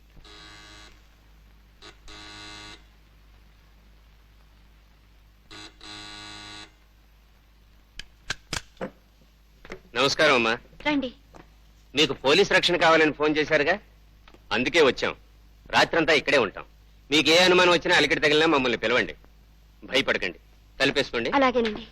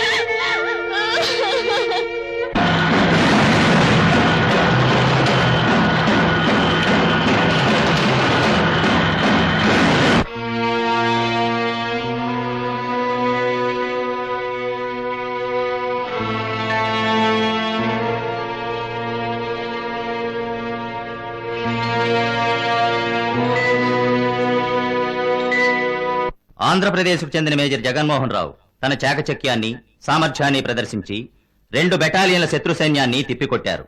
అది తెలుసుకున్న శత్రు సైన్యం వెనుదిరగక తప్పలేదు. అపూర్వ సాహసాన్ని ప్రదర్శించిన మేజర్ జగన్మోహన్ రావుని భారత రాష్ట్రపతి, ప్రధానమంత్రి అభినందించారు.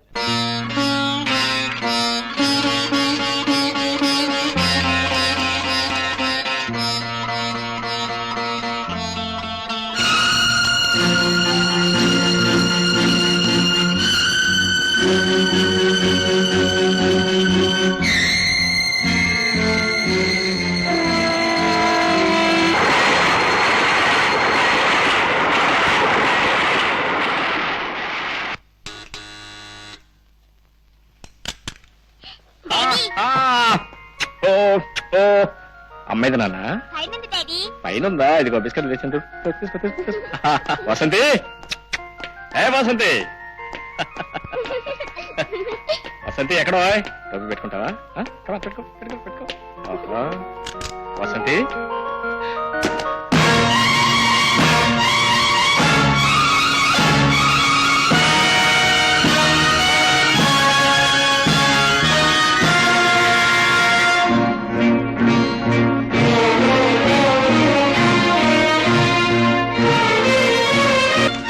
ఏమండి, దేశం కోసం నా జీవితం అంకితం కావాలి అన్నారు.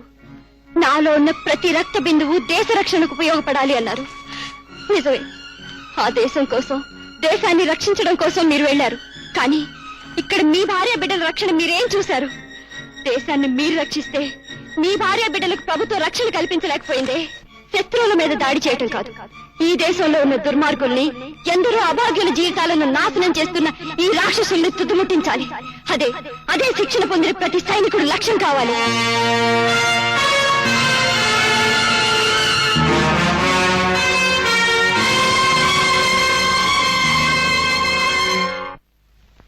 ఇన్స్పెక్టర్,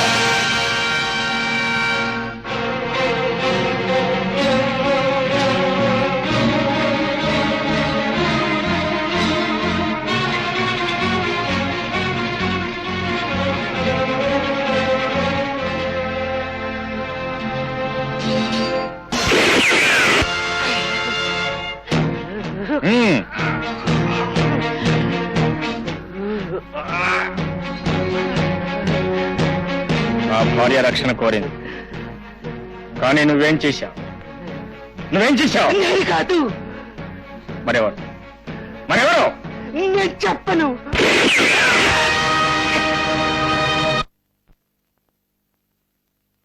బాధ్యత గల మిలిటరీ ఆఫీసర్ ఇవ్వండి, ఎలా కాల్చగలిగారు? 2 రివాల్వర్లు ఇవ్వండి, చూపిస్తా. వాట్? ఎస్, లేకపోతే ఏమిటి మీరు అడిగేది? కాల్చాను అని నేను చెప్తున్నాను, ఎలా కాల్చగలిగామని మీరు అడుగుతున్నారు. నో, బాధ్యత గల రక్షణాధికారి చేయవలసిన పని ఇదేనా అని నా ఉద్దేశం. బాధ్యత గల అధికారిని కనుకే 1 నిమిషం కంటే ఎక్కువ శ్రమ అవ్వకుండా కాల్చి చంపాను. లేకపోతే రోజుకో భాగం చప్పున 1 ఏడాది పాటు కోసి కోసి చంపుండేవాడిని. అది ఘనతనుకుంటున్నారా? ఘనతేగా, ఎంత ఎక్కువ మందిని చంపితే అంత ఘనత మాకు. స్వర్ణ పతకాలు, రజత ఫలకాలు, ప్రశంసా పత్రాలు ఇచ్చేది అందుకే. అది అక్కడ యుద్ధంలో. అక్కడికి ఇక్కడికి ఏమిటి తేడా? అక్కడ మాతృభూమిని దోచే వాళ్ళని చంపాను, ఇక్కడ మాతృమూర్తి శీలాన్ని దోచిన వాళ్ళని చంపాను. సమర్థించుకుని శిక్ష నుండి తప్పించుకోలేవు. అర్థం లేని మీ శిక్షలకు సమర్థన కూడా కావాలా? వాట్? Yes your honour. ఎవడో ఒకడు ఒకరిని చంపబోతూ ఉంటే వాడు భయపడి పారిపోతూ ఎవడి కారు కింద పడితే ఆ కారు డ్రైవర్కి ఉరిశిక్ష విధించే మీ న్యాయస్థానాలు, న్యాయశాస్త్రాలు ఉన్నంత వరకు ఈ దేశంలో న్యాయానికి న్యాయం జరగదు యువర్ ఆనర్. మీరు చెప్పే తీర్పు ఏమిటో నాకు తెలుసు, మీరు ఇచ్చే శిక్ష ఏమిటో నాకు తెలుసు. క్రమశిక్షణ నా రక్తం, దేశ రక్షణ నా ఊపిరి. అందుకే మీరే శిక్ష విధించిన అనుభవించడానికి సిద్ధంగా ఉన్నాను. కానీ నాకు ఒక 6 నెలలు గడివే ఉండేవారు అన్నారు. మన దేశాన్ని దోచుకోవడానికి వచ్చే పరదేశ శత్రువుల కంటే మాతృమూర్తుల్ని, ఆడపడుతున్న శీలాలను అపహరించే స్వదేశ శత్రువులు ఎందరో ఉన్నారు ఈ దేశంలో. వాళ్ళందరినీ హతమార్చి మళ్ళీ మీ కోర్టుకొచ్చి హాజరవుతాను. మీరిచ్చే శిక్షణ అప్పుడు అనుభవిస్తాను ఎవరన్నారు. ఎన్నాళ్ళు దేశాన్ని సేవ చేసిన ఒక సైనికుడిగా ఒకే ఒక అభ్యర్థన కాదనకండి. ఈ ఒక్క అభ్యర్థన కాదనకండి ప్లీజ్. కానీ నా అభ్యర్థన కోర్టు మన్నించలేదు. పైగా ఉరిశిక్ష శిక్ష విధించిన తర్వాత తెలిసింది నా భార్య జీవితం నాశనం కావడానికి అసలు కారకుడు వేరే ఉన్నాడని. ఆ ఇన్స్పెక్టర్ కానిస్టేబుల్స్ కేవలం అతని తొత్తుల్లో మాత్రమే వ్యవహరించారు. ఆ క్షణం నుంచి నాలో ఒకటే ఆవేదన, ఒకటే ఆరాటం. నా నేరానికి ఎలాగో శిక్ష తప్పదు, ఎలాగో అనుభవించక తప్పదు. నేరం 1 100 అయినా అంతకంటే వేరే శిక్ష లేదు. అందుకే చనిపోయే 4 రోజుల్లోగా న్యాయస్థానాలను మోసం చేస్తూ, ప్రభుత్వాన్ని కుడేస్తూ, చట్టం నుంచి తప్పించి తిరుగుతున్న సంఘద్రోహుల్ని, దేశద్రోహుల్ని కొంతమందినైనా నాశనం చేస్తే నిజమైన సైనికుడిగా సంతోషంగా మరణిస్తాను.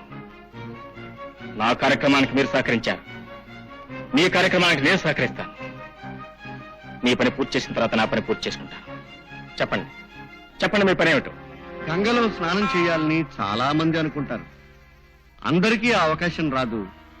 అవకాశం రాని వాళ్ళంతా తాము మునిగిందే గంగ అనుకుంటారు. కానీ నువ్వు సరాసరి ఆ గంగ దగ్గరికే వచ్చావు. అంటే నీ కార్యక్రమం ఏమిటో నా కార్యక్రమం అదే. నీలో సాహసం ఉంది, నాలో సహనం ఉంది. తెగింపు నీ దగ్గరుంది, దాని ముగింపు నా దగ్గరుంది.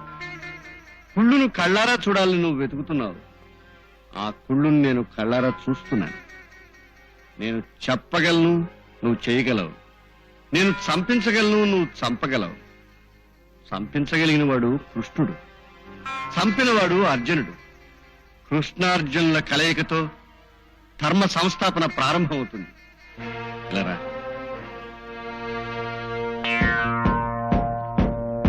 ఇలారా.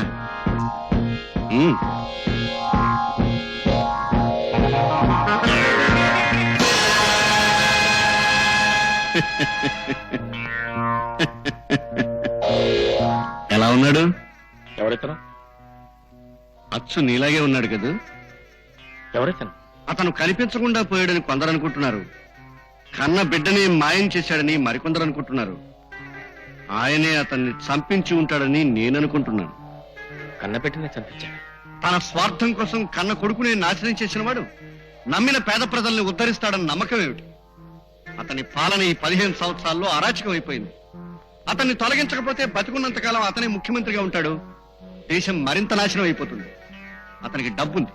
ఆ డబ్బుతో లక్షలాది ప్రజల ఓట్లు కొనగలడు. అందువల్ల అతన్ని పదవి నుంచి దించడం కష్టం. అందుకే దేశం బాగుపడాలన్నా, పేద ప్రజలకి రక్షణ ఏర్పడాలన్నా అతన్ని చంపి తీరాలి. నీకు మరో విషయం చెప్తున్నాను. నాకు ఉరిశిక్ష పడిన తర్వాత తెలిసింది, నా భార్య జీవితం నాశనం కావడానికి కారణమైన అసలు వ్యక్తి ఎవరో ఉన్నారన్నవే. ఆ వ్యక్తి ఎవరో కాదు, ఈ పెద్ద మనిషి. నీ భార్య జీవితాన్నే కాదు, అమాయకులైన ఎందరో ఆడవాళ్ల జీవితాల్ని నాశనం చేసిన రాక్షసుడు. ఆవేశంతో అతన్ని చంపడం సాధ్యం కాదు. ఎందుకంటే ఆ ప్రయత్నం నేను 2 సార్లు చేసి ఫెయిల్ అయ్యాను. దెబ్బకి దెబ్బ కొట్టాలి. అతను ఎంత నమ్మకంగా నమ్మించి దెబ్బ కొట్టాడో అలాగే నువ్వు నమ్మించాలి. అంటే ఆ ఇంట్లో స్థానం సంపాదించాలి. అంటే అతని కొడుకుగా ఆ శోభన్గా ఇల్లు చేరాలి. అతని కొడుకుగా ఈ శోభన్గా ఇంట్లో ప్రవేశించాలి. ఈ శోభన్గా ఇంట్లో ప్రవేశించాలి.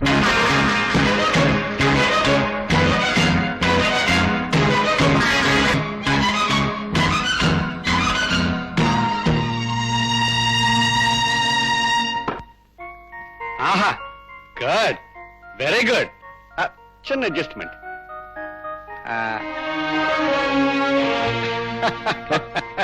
ఇప్పుడు నువ్వు 100కి 100 పాళ్ళు శోభనవి. నువ్వే శోభను అని నలుగురి చేత చెప్పిస్తాను, వాళ్ళని ఒప్పిస్తాను. Shobhan, wish you all success. Good luck. తమ్ముడు, తమ్ముడు, తమ్ముడు, నేను విన్నది నిజమేనా?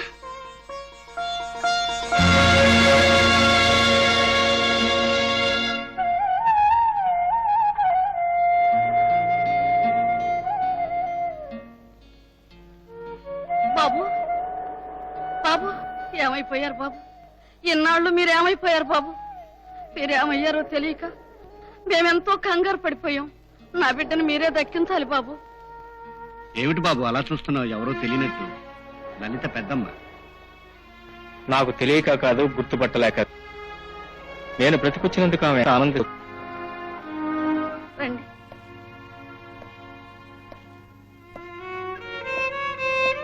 చూడండి బాబు, మీరు కనపడటం లేదన్న రోజున ధైర్యంగానే ఉంది. కానీ రోజు రోజుకి ఇలా క్షీణించిపోతుంది. అన్నం తింటం మానేసింది, ఎవరితోనూ మాట్లాడడం మానేసింది. ఎప్పుడు ఏదో ఆలోచిస్తూ ఉన్నట్టుండి స్పృహ తప్పి పడిపోతుంది. మళ్ళీ ఎప్పుడో స్పృహలోకి వస్తుంది. మందిస్తే తీసుకోదు. రోజు రోజుకి అది ఏమైపోతుందోననే భయం ఎక్కువైపోతుంది బాబు. బాబు, మీరు వచ్చేశారు. నా బిడ్డను బ్రతికించి నాకివ్వండి బాబు. నాకంతే చాలు బాబు, నాకంతే చాలు.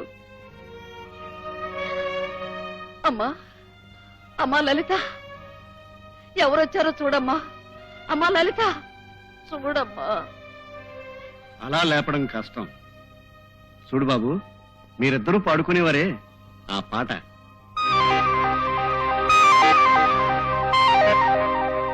ఈనాడు ఏమైపోయారండి? వద్దమ్మా, ఆ వివరాలు ఏమీ అడగొద్దు.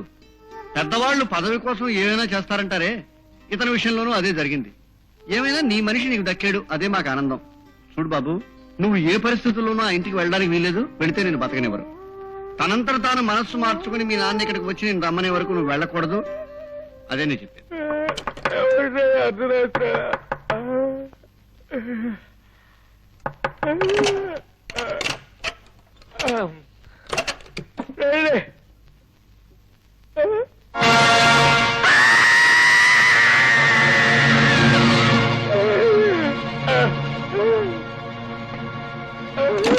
ఏయ్, ఏంటి అనుకోలా?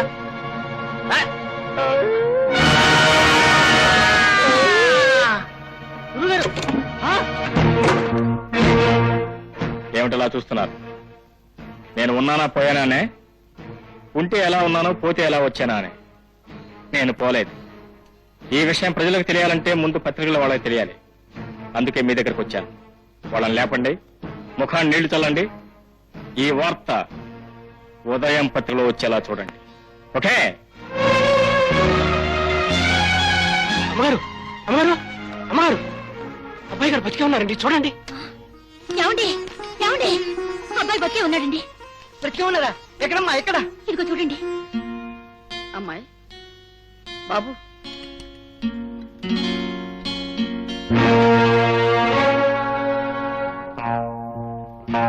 బాబు, నాన్నగారు. అయితే బయలుదేరమనండి. బయలుదేరదాం బాబు. రానని చెప్పండి. ఎందుకు రావు? ఎందుకు రావాలి?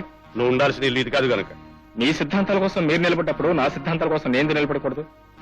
కేవలం సిద్ధాంతాలను కాపాడుకోవడం కోసమే కన్న కొడుకును కూడా చంపించడానికి సిద్ధపడ్డ మీరు నాకు తండ్రి ఏమిటి, మీ కొడుకునేంటి? చూడు బాబు, నిజం కంటే అబద్ధం బలమైన ఆయుధం. 10 నిజాలతో 90 అబద్ధాలు కలిపితే 100 నిజాలుగానే చలామణి అవుతాయి. అది ఈ ప్రపంచం. సమ్మె ఆపించాలని ప్రయత్నించాను, నిజం. బంధు కూడా ఆపించాలని ప్రయత్నించాను, అది నిజం. కానీ నిన్ను చంపమని ఎవరిని పంపించలేదు, అది అబద్ధం. ఆ 2 నిజాల మధ్య ఒక అబద్ధం కూడా నిజంగానే మిగిలిపోయింది. అవునండి, ఏ తండ్రైనా ఏ తల్లైనా కన్నబిడ్డను చంపుకోవాలనుకోరు. మధ్య వాళ్ళ సులాభం కోసం ఉపయోగించుకునే అవకాశమే తప్ప మరొకటి కాదు. వాళ్ళతో వెళ్ళండి. చూడు బాబు, మీ నాన్నగారి కోసం కాదు, నా కోసం రా బాబు. బాబు, మీ అమ్మ మీద ప్రమాణం చేసి చెప్తున్నాను. చనిపోయాడనుకున్న బిడ్డ బ్రతికి వచ్చాడు. అంతకంటే అదృష్టం, ఆనందం ఈ ప్రపంచంలో ఏ తండ్రికి ఉండదు.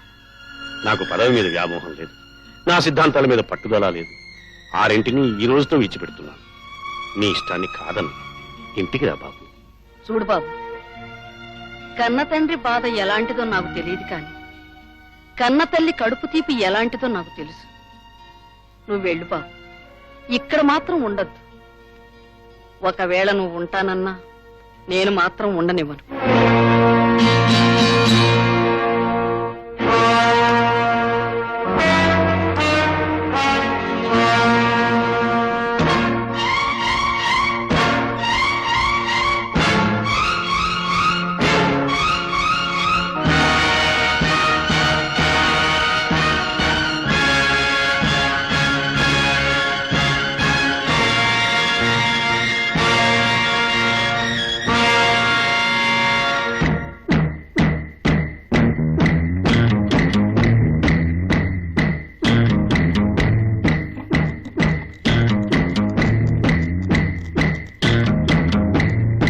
బాబు,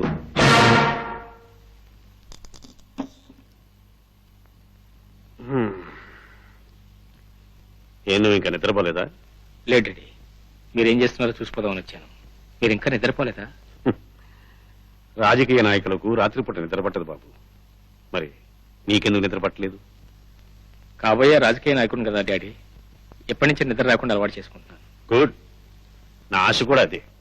రేపటి నుంచి నిన్ను నా వారసుడిగా జనంలోకి తీసుకెళ్లాలనుకుంటున్నాను. లేదు డాడీ, నాకు నేనుగానే రావాలనుకుంటున్నాను.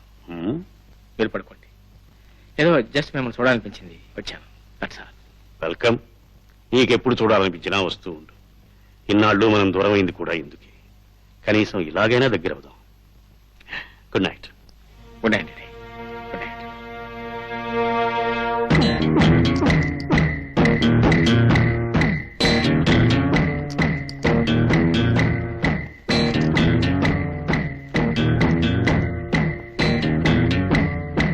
రండి నాన్నగారు రండి. ఏంటి నిద్ర పెట్టలేదా? ఏం లేదు, నిద్ర పట్టినప్పుడు అటు ఇటు తిరగడం నాకు అలవాటు. నాకు కూడా అంతే డాడీ. నిద్ర పట్టినప్పుడు అటు ఇటు దొరలటం అలవాటు. ఏమిటా నిద్రవానంత ఆలోచన? ఏం లేదు డాడీ, చావు బ్రతుకుల పోరాటంలో చాలా కాలం నిద్రపోయాను కదా, అందుకని. నిద్ర రావడం లేదా? నిద్ర పోకూడదు అనుకుంటున్నావా? నిద్ర రాకే పోకపోవడానికి నాకేం భయం? పైగా బయట ప్రమాదం కానీ ఇంట్లో నాకేం ప్రమాదం? పడుకో, నాకు నిద్ర వస్తుంది. నాకు కూడా నిద్ర వస్తుంది డాడీ, పోయి పడుకోండి. Good night. Good night. Thank you.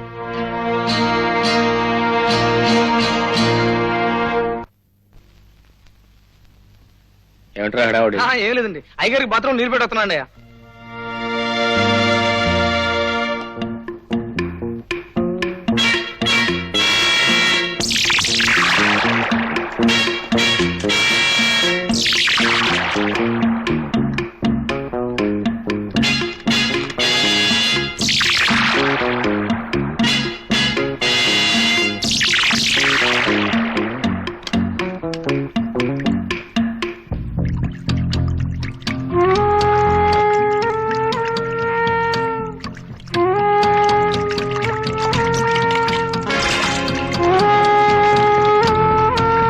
సరే, కొంచెంసేపు వెయిట్ చేయండి, స్నానం చేసి వస్తాం. అలాగేనండి.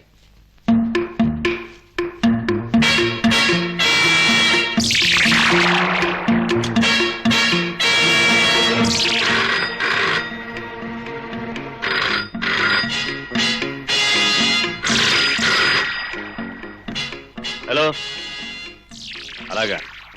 ఓ పని చేయి, వాళ్ళ లంచ్కి సెక్రటరీ తీసుకురా.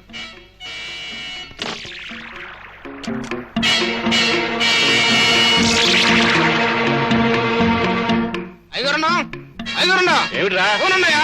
ఎక్కడి నుంచి? ఢిల్లీ నుంచి పార్టీ ప్రెసిడెంట్ గారు. ఢిల్లీ నుంచా? పార్టీ ప్రెసిడెంట్ గారు. హలో, నమస్తే. నమస్తే. అలాగా, రేపు మార్నింగ్ ఫ్లైట్ లో వస్తున్నారా? వెరీ గుడ్, నమస్తే. రే అయ్యా, నన్ను 10 నిమిషాల వరకు డిస్టర్బ్ చేయకు. అట్లా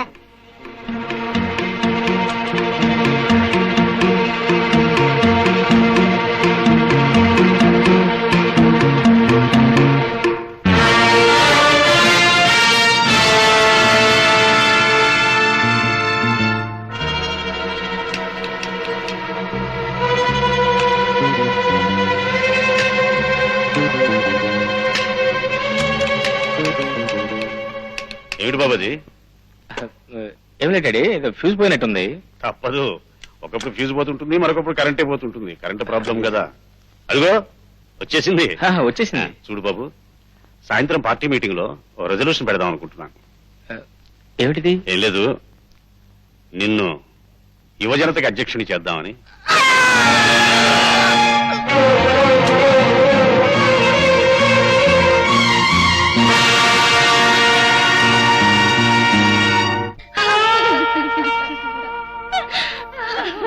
ఏడవకమ్మా, ఏడవద్దు. అతనికి అలా రాసిపెట్టి ఉంది చావు, ఏం చేస్తాం? ఏడవకండి, అయ్యగారు మీ కుటుంబానికి ఏదో ఒకటి చేస్తారు.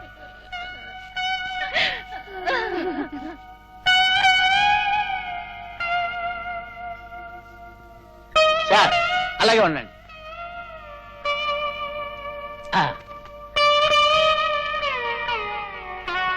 చూడమ్మా, పోయిన నీ భర్తను తీసుకురాలేను, అలాగని నీ దుఃఖాన్ని ఆపలేను. ఇన్నాళ్ళు ఎంతో నమ్మకంగా అతను నాకు చేసిన సేవకు నేను ఇవ్వగలిగింది ఒక 50,000 సొంత విరాళం. పోతే ఈ కుర్రవాడు ఎంతవరకు చదువుకుంటే అంతవరకు చదువు చెప్పిస్తాను. ఇంకొక ఇల్లు కూడా కట్టించి ఏర్పాటు చేస్తాను. ధర్మప్రభువులు, ఇంత విశాల హృదయం ఎవరికుంటుందండి? ఎందరో పనివాళ్లు పోతున్నారు, ఎందరో సేవ చేసిన వాళ్ళు పోతున్నారు, ఎందరో కావలసిన వాళ్ళు పోతున్నారు. కానీ ఎవరి గురించి ఎవరు పట్టించుకుంటున్నారు? 6.5 కోట్ల మంది జనాభాలో ఒక్క పని మనిషి గురించి పట్టించుకున్న ముఖ్యమంత్రి ఎవరున్నారండి?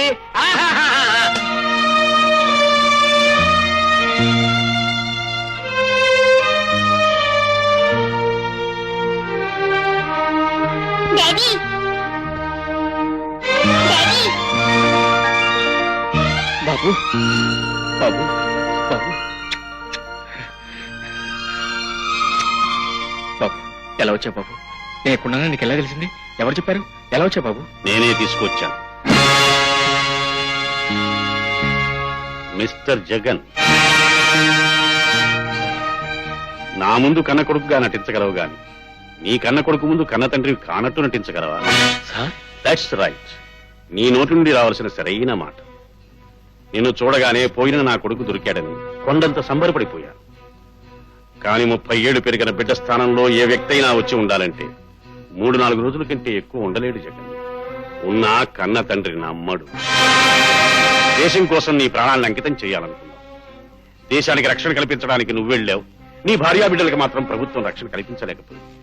దానికి తట్టుకోలేకపోయావు, ఆవేశపడ్డావు, వ్యవస్థ మీద తిరుగుబాటు చేశావు, ఉరిశిక్ష విధించారు, తప్పించుకుని వచ్చావు. ఇవన్నీ నాకు తెలుసును కానీ నాకు తెలియంది మాత్రం ఒక్కటి. నా మీద ఎందుకు ప్రతీకారం తీర్చుకోవాలనుకుంటున్నావు? నాకు మిగిలిన ఈ కొద్ది రోజుల్లో సంఘంలో ఉన్న కుళ్ళును ఎత్తిపారే. ఆ కుళ్ళు నా దగ్గరే ఉందని నీకెవరు చెప్పారు? మారుతి అనుకున్నాను. అతనే దీనికి సమర్థం. ఏం చేయమన్నాడు? చంపమన్నాడు.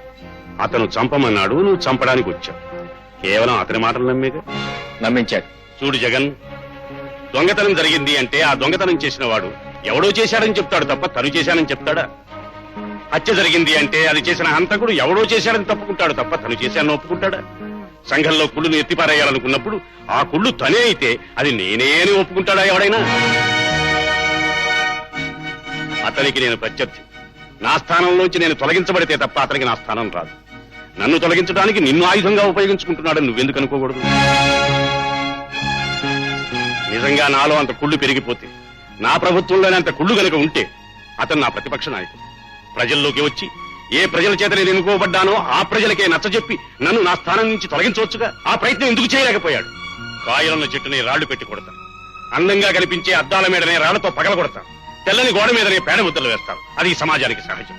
నా స్థితిని, హోదాని, పేరు ప్రఖ్యాతుల్ని చూసి సహించలేక ఎవరో చెప్పిన కట్టుకథను నమ్మి నువ్వు నన్ను చంపడానికి వచ్చావు. నువ్వు నమ్మిందే నిజం నువ్వు అనుకుంటుంటే కమాన్ చంపు చంపు.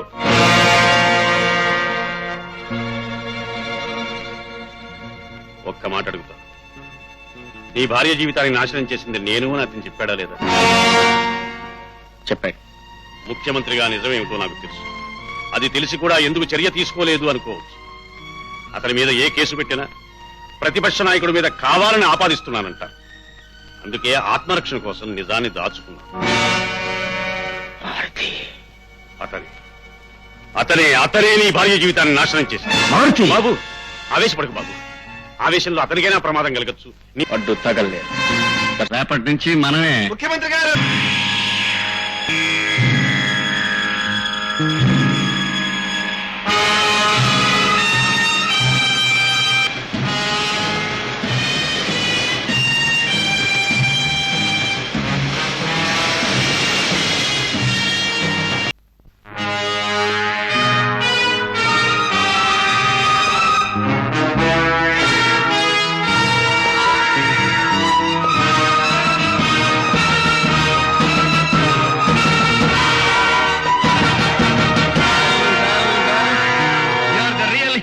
నేషన్. బూజు పట్టిన దేశానికి బూజు దులపడానికి పుట్టిన మరో కథానాయకుడివి.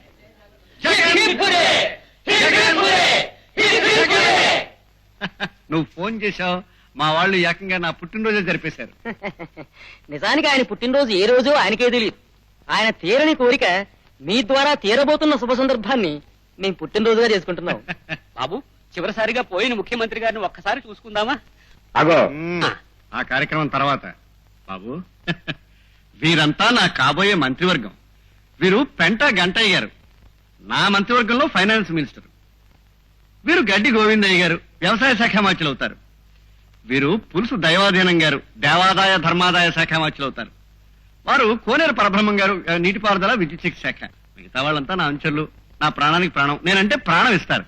ఇగో వీరు నా పర్సనల్ సెక్రటరీ అవుతారు. నమస్కారం. పోయిన ముఖ్యమంత్రి గారిని ఒక్కసారి చూసుకుందామా? శ్రీనోర్మే, ఆ కార్యక్రమం తర్వాత వెళ్ళు. చూడండి, ఒక 5 నిమిషాలు మీ మంత్రివర్గంతో మాట్లాడాలి. మిగిలిన వాళ్ళంతా బయట పంపిస్తారా? అలాగే వెళ్ళండి, వెళ్ళండియా. నువ్వు వెళ్ళవయ్యా. డోర్ బోల్ చేసి రండి ప్లీజ్.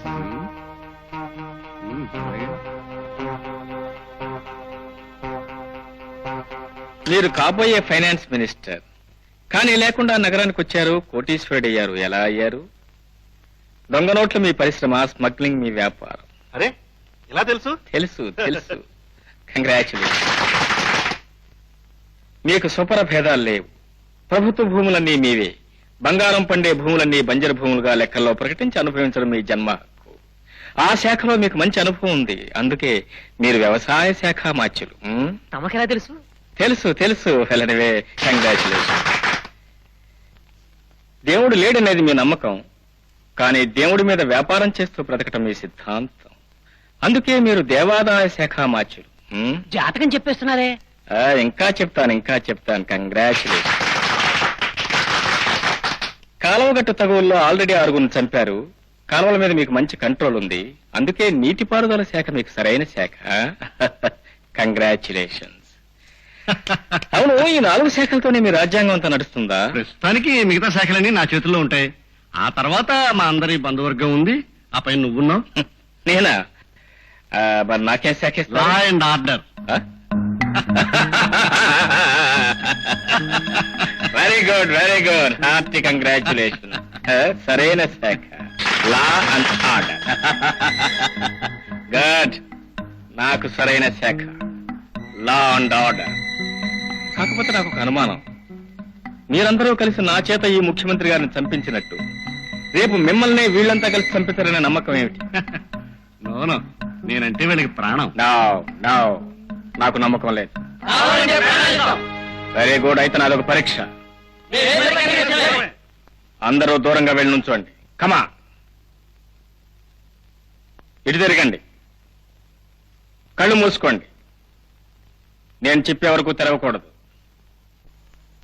మీరు కూడా.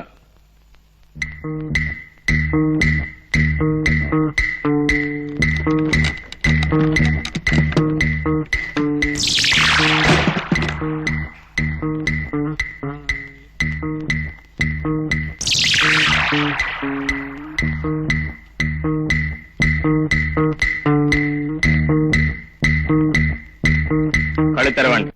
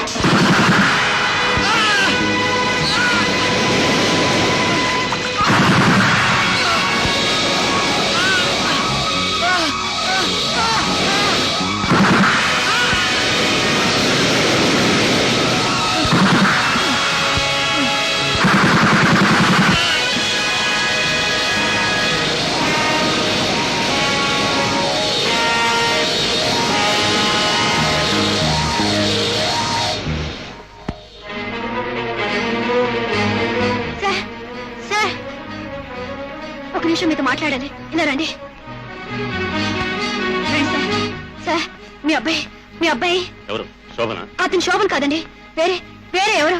మారుతి వాళ్ళందరినీ చంపేశారు. ఇప్పుడే తెలిసింది. నవ్వుతారేమిటండి? నాకు తెలుసు. ఏమిటి? మీకు తెలుసా? అతను శోభన్ కాదని మీకు తెలుసా?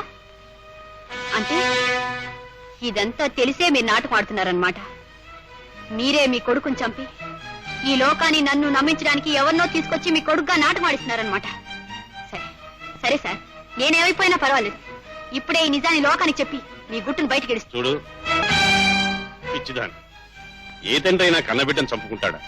అతను నా బిడ్డ కాదు. కానీ నా బిడ్డ చావలేదు. నా దగ్గరే ఉన్నా. చూపిస్తాను రా. నేను నమ్మను. చూపిస్తానంటున్నానుగా, రా.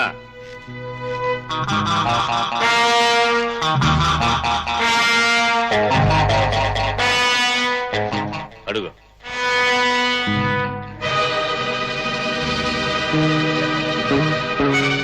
శోభన్,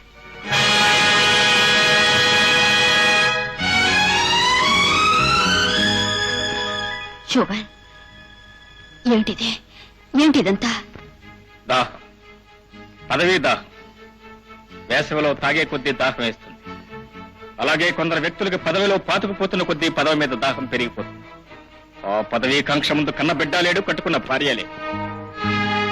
కామవాంఛతో ఆడవాళ్ళని చెరపట్టిన వాళ్ళున్నారు, రాజకాంక్షతో సామంతుల్ని చెరపట్టిన వాళ్ళున్నారు. కాని కన్న కొడుకుని దిక్కు ముక్కు లేనట్టు ఇలా లోపల పడేసిన వాళ్ళు ఎవరు లేరు. ఆ చరిత్ర మీ ఒక్కతే. పదవి కోసం కన్నబిడ్డల్ని కాల్చి చంపిన వాళ్ళకన్నా మంచి చరిత్రేగా నాది. ఈ చావు కంటే ఆ చావే మెరుగు. చూడు, నీకు కావాల్సింది అతను ఎక్కడున్నాడు, ఎలా ఉన్నాడని కాదు. అసలు అతను ఉన్నాడా లేడా అనేది నీకు కావాలి. అతనితో కలిసి ఉండడం నీకు కావాలి. మీ ఇద్దరికి పెళ్లి కావడం కావాలి, కలిసి కాపురం చేయడం కావాలి. అందుకే వాడికి తోడుగా నీడగా నిన్ను ఇక్కడే వదిలేస్తున్నాను. ప్రియురాలుగా ఉంటావో, ఇల్లాలుగా ఉంటావో అవకాశం కూడా నీకే వదిలేస్తున్నాను. రేయ్, ఆమె కూడా ఇందులోనే ఉంటుంది. తలుపుతి.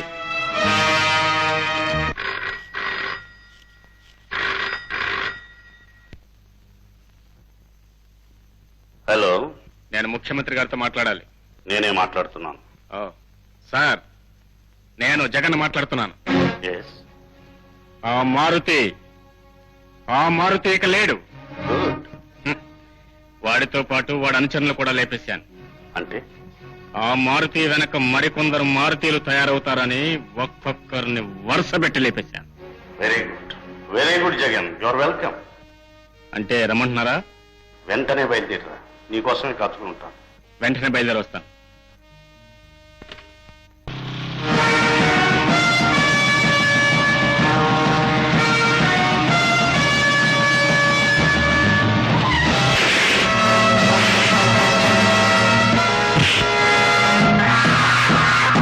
ఎవరు మీరు?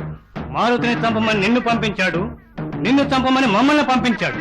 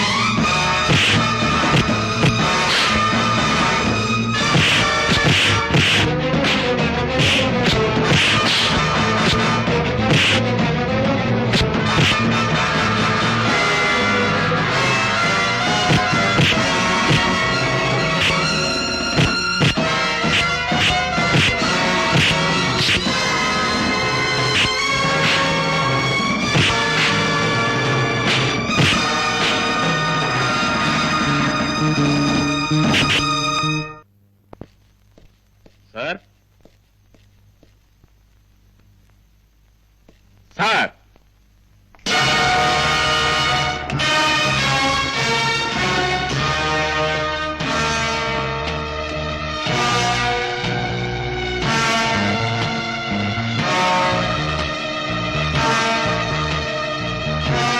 నేను ముఖ్యమంత్రిని కలవాలి.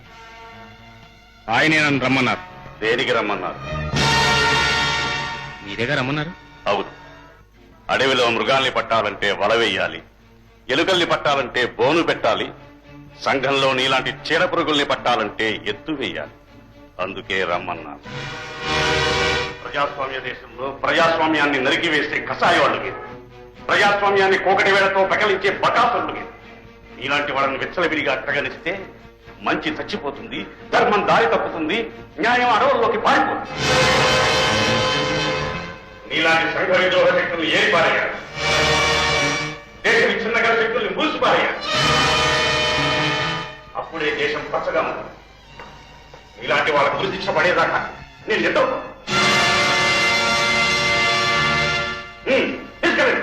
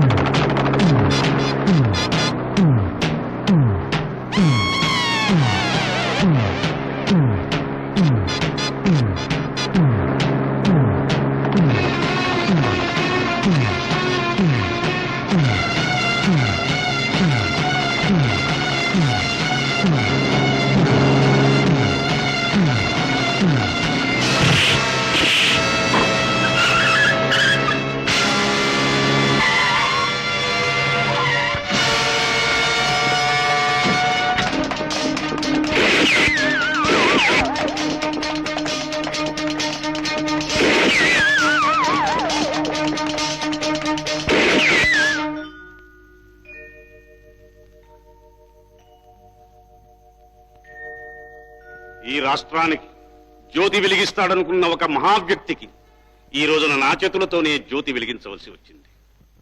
ఈ దుద్దినాన్ని నేను ఎదురు చూడలేదు. నా రక్తానికి రక్తం, నా ప్రాణానికి ప్రాణం, నా ఊపిరి మారుతి. అతని హత్య ప్రజాస్వామ్యానికి ఆత్మహత్య. అతను లేని లోటు అసెంబ్లీకి గుండె పోటు. లేడు లేడు లేడు మారుతి లేడు, రాడు రాడు రాడు మారుతి రాడు. ఈ మాటలు నా నరాల్ని తెంచివేస్తున్నాయి, నా కాళ్ళని కట్టివేస్తున్నాయి, నా గుండెని పిండి వేస్తున్నాయి. దుర్యోధనుడు లేకపోతే భీముని సామర్థ్యం ఎక్కడ? రావణుడే లేకపోతే రాముని మంచితనం ఎక్కడ? బ్రిటిష్ వాళ్లే లేకపోతే సీతారామరాజు పౌరుషం ఎక్కడ? ప్రతిపక్షం లేకపోతే అధికార పక్షం శక్తి ఎక్కడ?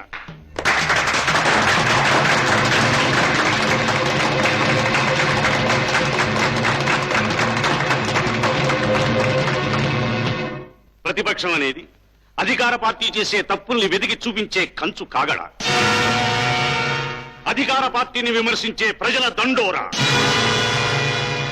ప్రతి నిమిషం అధికార పార్టీ జాగ్రత్తగా వ్యవహరించేలా పక్కలో ఉండే బల్యం. ఈ రోజున ఒక దుర్మార్గుడు, సంఘద్రోహి, దేశద్రోహి తన స్వార్థం కోసం ప్రతిపక్షాన్ని చంపి ప్రజాస్వామ్యాన్ని హత్య చేశాడు. ఆ దుర్మార్గుడు కన్నబిడ్డలా నా ఇంట్లో చేరాడు. ఎందుకు? మిలిటరీ నుంచి పారిపోయి వచ్చి ఈ రాష్ట్రానికి ముఖ్యమంత్రి అయిన నా ఇంట్లో చేరి మన గుట్టులన్నీ తెలుసుకుని మన దేశాన్ని ఇతర దేశాలకి అమ్మ చూపిన పరదేశీ గూఢచారి ఆ దుర్మార్గుడు. అందుకే ఆ దుర్మార్గుడిని పట్టి పోలీసులకు అప్పగించాం. అతనొక్కడే కాదు, అటువంటి చీడపురుగులు ఇంకెందరో ఉన్నారు. అలాంటి వాళ్ళు మీలో ఎవరికి దొరికినా సరే పట్టి ప్రభుత్వానికి అప్పగించండి. అది మీ కర్తవ్యం.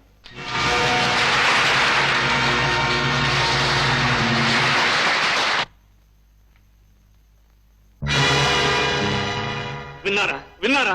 ఈ దారుణాన్ని విన్నారా? నా చేతులతో నేనే పోలీసులకు పట్టి ఇస్తే ఆ దుర్మార్గుడు పోలీసులు కళ్ళు కప్పి తప్పించుకు పారిపోయాడు. అంటే దీని వెనుక విదేశీ హస్తం ఉందని నేను బల్లగుద్ది చెబుతున్నాను. ఆ దుర్మార్గుడు ఎక్కడ ఎవరికి కనిపించినా ప్రజలే అతన్ని పట్టుకుని ప్రాణాలతో మాకు అప్పచండి, లేదా అతని శవాన్ని మాకు అప్పగించండి. అలా అప్పగించిన వారికి నా సొంత డబ్బు ₹1,00,000 బహుమతిగా ఇస్తాను. చిట్ట చివరిగా నేను మీ అందరికీ మనవి చేసేది ఒక్కటి: దేశాభ్యుదయాన్ని నాశనం చేసే స్వార్థపరులు, ప్రజల్ని పెడదోవన పట్టించే స్వార్థపరులు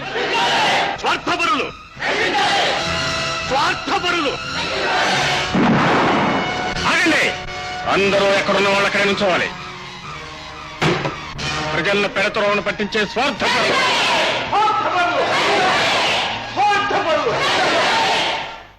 ఇన్స్పెక్టర్ కమాన్ ఎస్మి.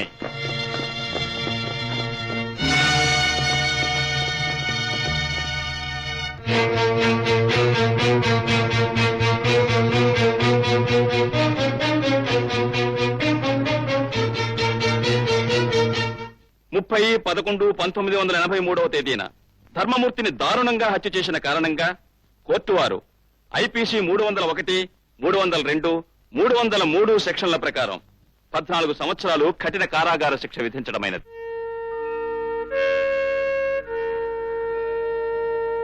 జగన్ జగన్ ఏమిటి అన్యాయం? ఇందులో అన్యాయం ఏముంది? న్యాయస్థానం ఇప్పుడు ఎవరికి అన్యాయం చేయదు. ఎవరు రాంగ్? లేదు, నేను హత్య చేశాను, నాకు శిక్ష విధించారు. That's all. నువ్వు హత్య చేసిన అవినీతిని, అన్యాయాన్ని, అక్రమాన్ని, అరాచకాన్ని అని కోర్టు వారికి తెలియదంటావా? ధర్మ సంస్థాపనార్థాయ సంభవామి యుగే యుగే అన్నారు పెద్దలు. ఎప్పుడు అధర్మం పెరుగుతుందో దాన్ని అణిచివేసి ధర్మాన్ని పెంచడానికి ప్రతి యుగంలోనూ ఒకడు పుడుతూ ఉంటాడు. అందుకే కోర్టు వారు నాకు మరో 14 సంవత్సరాలు ఊపిపోశారు. ఎక్కడ అవినీతి ఉంటుందో, ఎక్కడ అన్యాయం జరుగుతుందో, ఎక్కడ అధర్మం చెలరేగుతుందో, ఎక్కడ అరాచకం ప్రబలిపోతుందో అక్కడ జగన్ ప్రత్యక్షమవుతాడు. ప్రభుత్వం చేత పట్టుకోబడతాడు, శిక్షించబడతాడు. మళ్లీ దుర్మార్గుల్ని పట్టుకోవడం కోసం మళ్లీ తప్పించుకుంటాడు, మళ్లీ శిక్షించబడతాడు. ఇలా ఎంతకాలం ఈ సంఘంలో కుళ్ళు, కుట్ర, అధర్మం కనపడుతుంటాయో అంతకాలం ఈ జగన్ అవినీతి పనుల గుండెల్లో జగన్ గానే మిగిలిపోతాడు. జై హింద్.